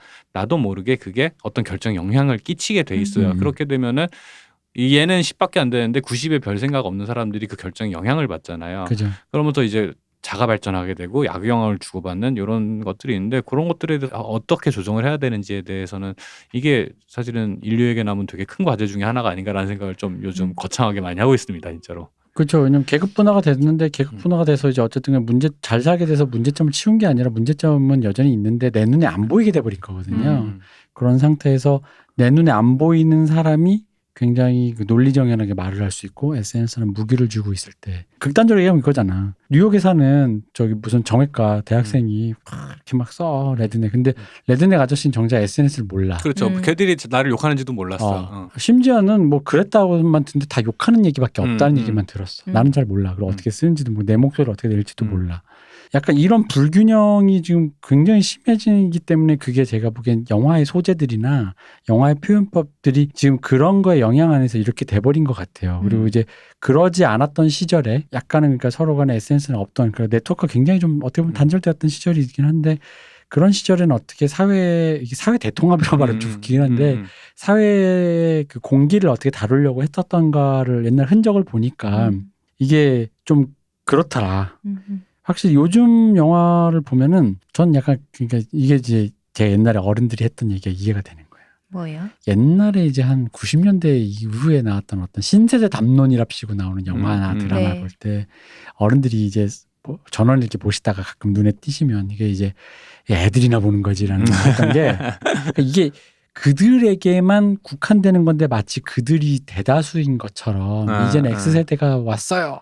X세대가 이제 막 시대를 앞서간다. 2NX 막 이런 거 하던. 뭐 저런 거를 드라마로 찍냐고. 약간 그런 기분이 이제 좀 드는 것 같고, 그래서 노인들을 위해서 뭐 전원일기를 만들자 이런 얘기가 아니라 우리를 위해서. 근데 그런 건 있죠. 이것도 약간 판단 보류인 게 약간 인구 구조의 변화 때문에 그렇게 느끼는 건지 아니면 원래 이제 저희는 기성세대잖아요. 사실은. 네. 기성세대가 볼 때 젊은 사람들이 즐기는 문화라는 게 늘 그렇게 보이기 때문에 그렇게 보이는 건지에 대해서는 약간 판단 보류하긴 하는데, 확실한 거는 그 관심사나 고민의 정도라는 건 당연히 달라지는 거고, 다만 이제 그 어떤 누구를 상대하는 얘기를 만들든지 간에 어쨌든 그 창작자나 혹은 그 창작하는 시스템은 좀 어느 정도는 고민을 좀 더 했으면 좋겠다라는 생각이 많이 드는 거예요. 안 보이는 사람들이 있다. 네. 그리고 안 보이는 사람들이 내 마음에 안 들 확률이 되게 높다. 그렇죠. 그런 상황에서 안 보이는 사람들이 무슨 생각을 하는지를 알아볼 필요가 있다. 혹은 누군가가 나는 그렇게 안 했는데 알아볼 필요가 있다 얘기할 때 웃기고 있네라고 하지는 말고 한번 좀, 그러니까 아까 아메리칸 스나이퍼 우익 영화는 이럴 건 아니고 아메리칸 스나이퍼를 한번 보자 정도는 돼야 된다. 뭐 한 요 정도 얘기일 그렇죠. 것 같아요. 안 그렇습니다. 보이는 사람이 있다는 거를 인식하는 것만 해도 그런 것들이 뭐 진짜 예전에는 뭐 여성, 뭐 소외된 뭐 장애인, 뭐 소외된 이민자, 뭐 이런 여러 가지 얘기들이, 뭐 동성애자 여러 가지들이 있잖아요. 마찬가지로 이런 종류의 그런 시선을 주는 것들 자체가 이제 이게 자체가 컨텐츠를 풍성하게 만드는 거기 때문에 그런 면에서도 스스로 발전하기 위해서도 좀 더 관심을 넓게 가졌으면 좋겠고, 우리가 안다고 생각하는 것들에 대해서 이게 그냥 내가 아는 건지 그냥 선입견이나 관성에 의해서 퉁치고 있는 건지에 대해서 저는 오히려 그게 요즘엔 더 중요한 것 같아요. 그리고 이게 지금 그 영화들을 지금 옛날 영화를 생각해 보니까 그렇더라고요. 제국의 힘을 느꼈어요. 그건 맞아요. 다양한 인종 성별들을 어쨌든 하나로 묶으려고 시도하려는 게 이 사람들 어쨌든 의식 속에 우리는 아메리칸이야라는 게 깔려 있구나라는 건데, 이제 한국은 그 고민이 부족하죠. 한국인이 이제 망하기 싫으면 해야 될 고민이잖아요. 그럼요. 망하기 싫으면 해야 될 고민이다 보니까 과연 이제 그런 토대가 우리가 지금 그런 전제를 갖고 네. 있느냐. 뭐 일하시는 분, 글 쓰시는 분 모두 다 약간 그런 부분들도 좀 느꼈던 거예요. 얘네는 어쨌든 간에 그런 생각은 했다. 이게 철딱선이 없는 남들이 아저씨. 뭐라고 욕하든 일단 고민을 네. 하고 있더라. 네. 예전부터. 그런 얘기를 해봤습니다. 네. 브루클린으로 가는 마지막 비상구를 얘기를 못해서 그러게요. 참으로 아쉬운데 여태까지 한 얘기들이 되게 보수적이고 반동적인 내용들이라 이제 또 진보적이고 과격한 브루클린으로 가는 마지막 비상구를 한번 다뤄보려고 했는데 그렇지요. 네. 찢는 얘기지 완전히. 네. 그렇죠. 그렇지만 그거 역시도 뭐 어떻게 보면 사람들에게 보수적이고 반동적일 수도 있어요. 네, 그렇죠. 네. 그래서 그거는 저희가 다음에 한번 다시 최대한 빨리 돌아와서 얘기를 한번 해보도록 할게요. 어쨌든 간에 오늘 수고해 주신 여러분들 이렇게 할 얘기 없다고 영화나 한 2편 보고 와서 찾아도 안 보고 잘 네. 모른다고. 네 그랬는데 결국 할 얘기가 많아서 아니, 뭐 2편밖에 못했네요. 별 얘기 하지도 않은 것 제가 같은데. 리스레포는 그냥 뭐 이렇게 스쳐 지나가듯이. 네. 쳐 지나가듯이 했는데 사실은 제가 이 영화에 할 얘기가 없을까봐 사변적인 걸 좀 많이 조사해 왔는데 그런 네. 것도 얘기 안 했네요. 네. 네, 사변적인 그러게요. 무슨 뭐 이렇게 사돈의 팔촌이 땅 산 얘기 같은 거를 이렇게 준비했다가 음. 하지를 못했습니다. 네. 그럼 이제 우린 가야 될 시간입니다. 그렇죠. 우리 오늘 뭐 많이 그랬죠. 네. 버려진 사람들에 대해서 생각해보는 그런 뭐 보여주는 영화. 아니야 그런 영화 아니야. 그냥 미제국주의 최고, 패권주의 최고. 이 대표 역시 일바이어 아메리카. 밑바까지 지금 미국 찬양 레이건 시대 진정 좋아요. 냉전 시대 짱 미국 위대해. 저 메이크 그레이트 어게인. 메이크 아메리카. 그게 덕에. 그레이트 아메리카 시절의 그레이트 그치. 아메리카 시네마. 다시 돌아오라 하면서 다시 한번 오늘 이렇게 해본 갔습니다. 편이었어요. 그렇습니다. 다음에는 왠지 이렇게 주제가 거창한 듯 하지만 절대 아닙니다. 그렇습니다. 이 근데 영화들이, 다들 요즘 풍요로웠던 시절에 대한 향수라는 게 다들 있는 것 그쵸. 같아요 요즘에. 저희가 뭐 또 우리 라떼는 마리아 같은 네. 그런 우리 추억팔이 뭐 영화 했죠. 근데 이 영화들이 되게 옛날 영화이긴 한데 보셨어도 안 보셨어도 다시 한 번씩 보셨으면 네. 한번 봐보셨으면 좋겠어요. 시대가 한 3-40년 지난 지금 시점에서 봤을 때 다시 보이는 것들이 많이 그리고 있는 것 또 같아요. 재밌어요. 네네. 그리고 네 네. 재밌게 그리고 보실 맞아. 수 있어요. 끝나기 전에 이 얘기 꼭 하고 싶었어. 뭐야? 리사 래퍼 음악을 데이비 샌본이랑 에릭 클랩튼이 했더라고요. 아 맞아. 쭉 들어보는데 이제 저는 주로 기타만 들었죠. 네네. 형 진짜 이게 아무것도 별거 안 하고 돈 받아 그런 거 아니야? 이게 아시잖아. 원래 선생님들은 그렇게 돈 버는 거 아시잖아. 이게 손가락 몇 개 이게 튕기고 펜타토닉 몇 개 튕기고 그 돈을 받아가더라고. 그래서 아니 뭐 영화 음악에 그렇게 힘쓸 일이야?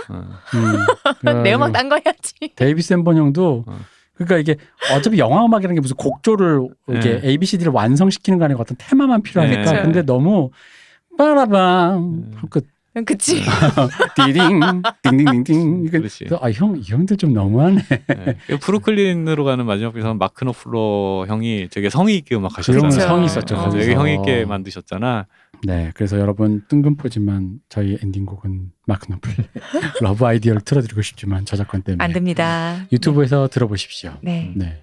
그럼 오늘도 우리 네, 오랜만에 정리하시죠. 2부 했지만 늦게까지 했어요. 네.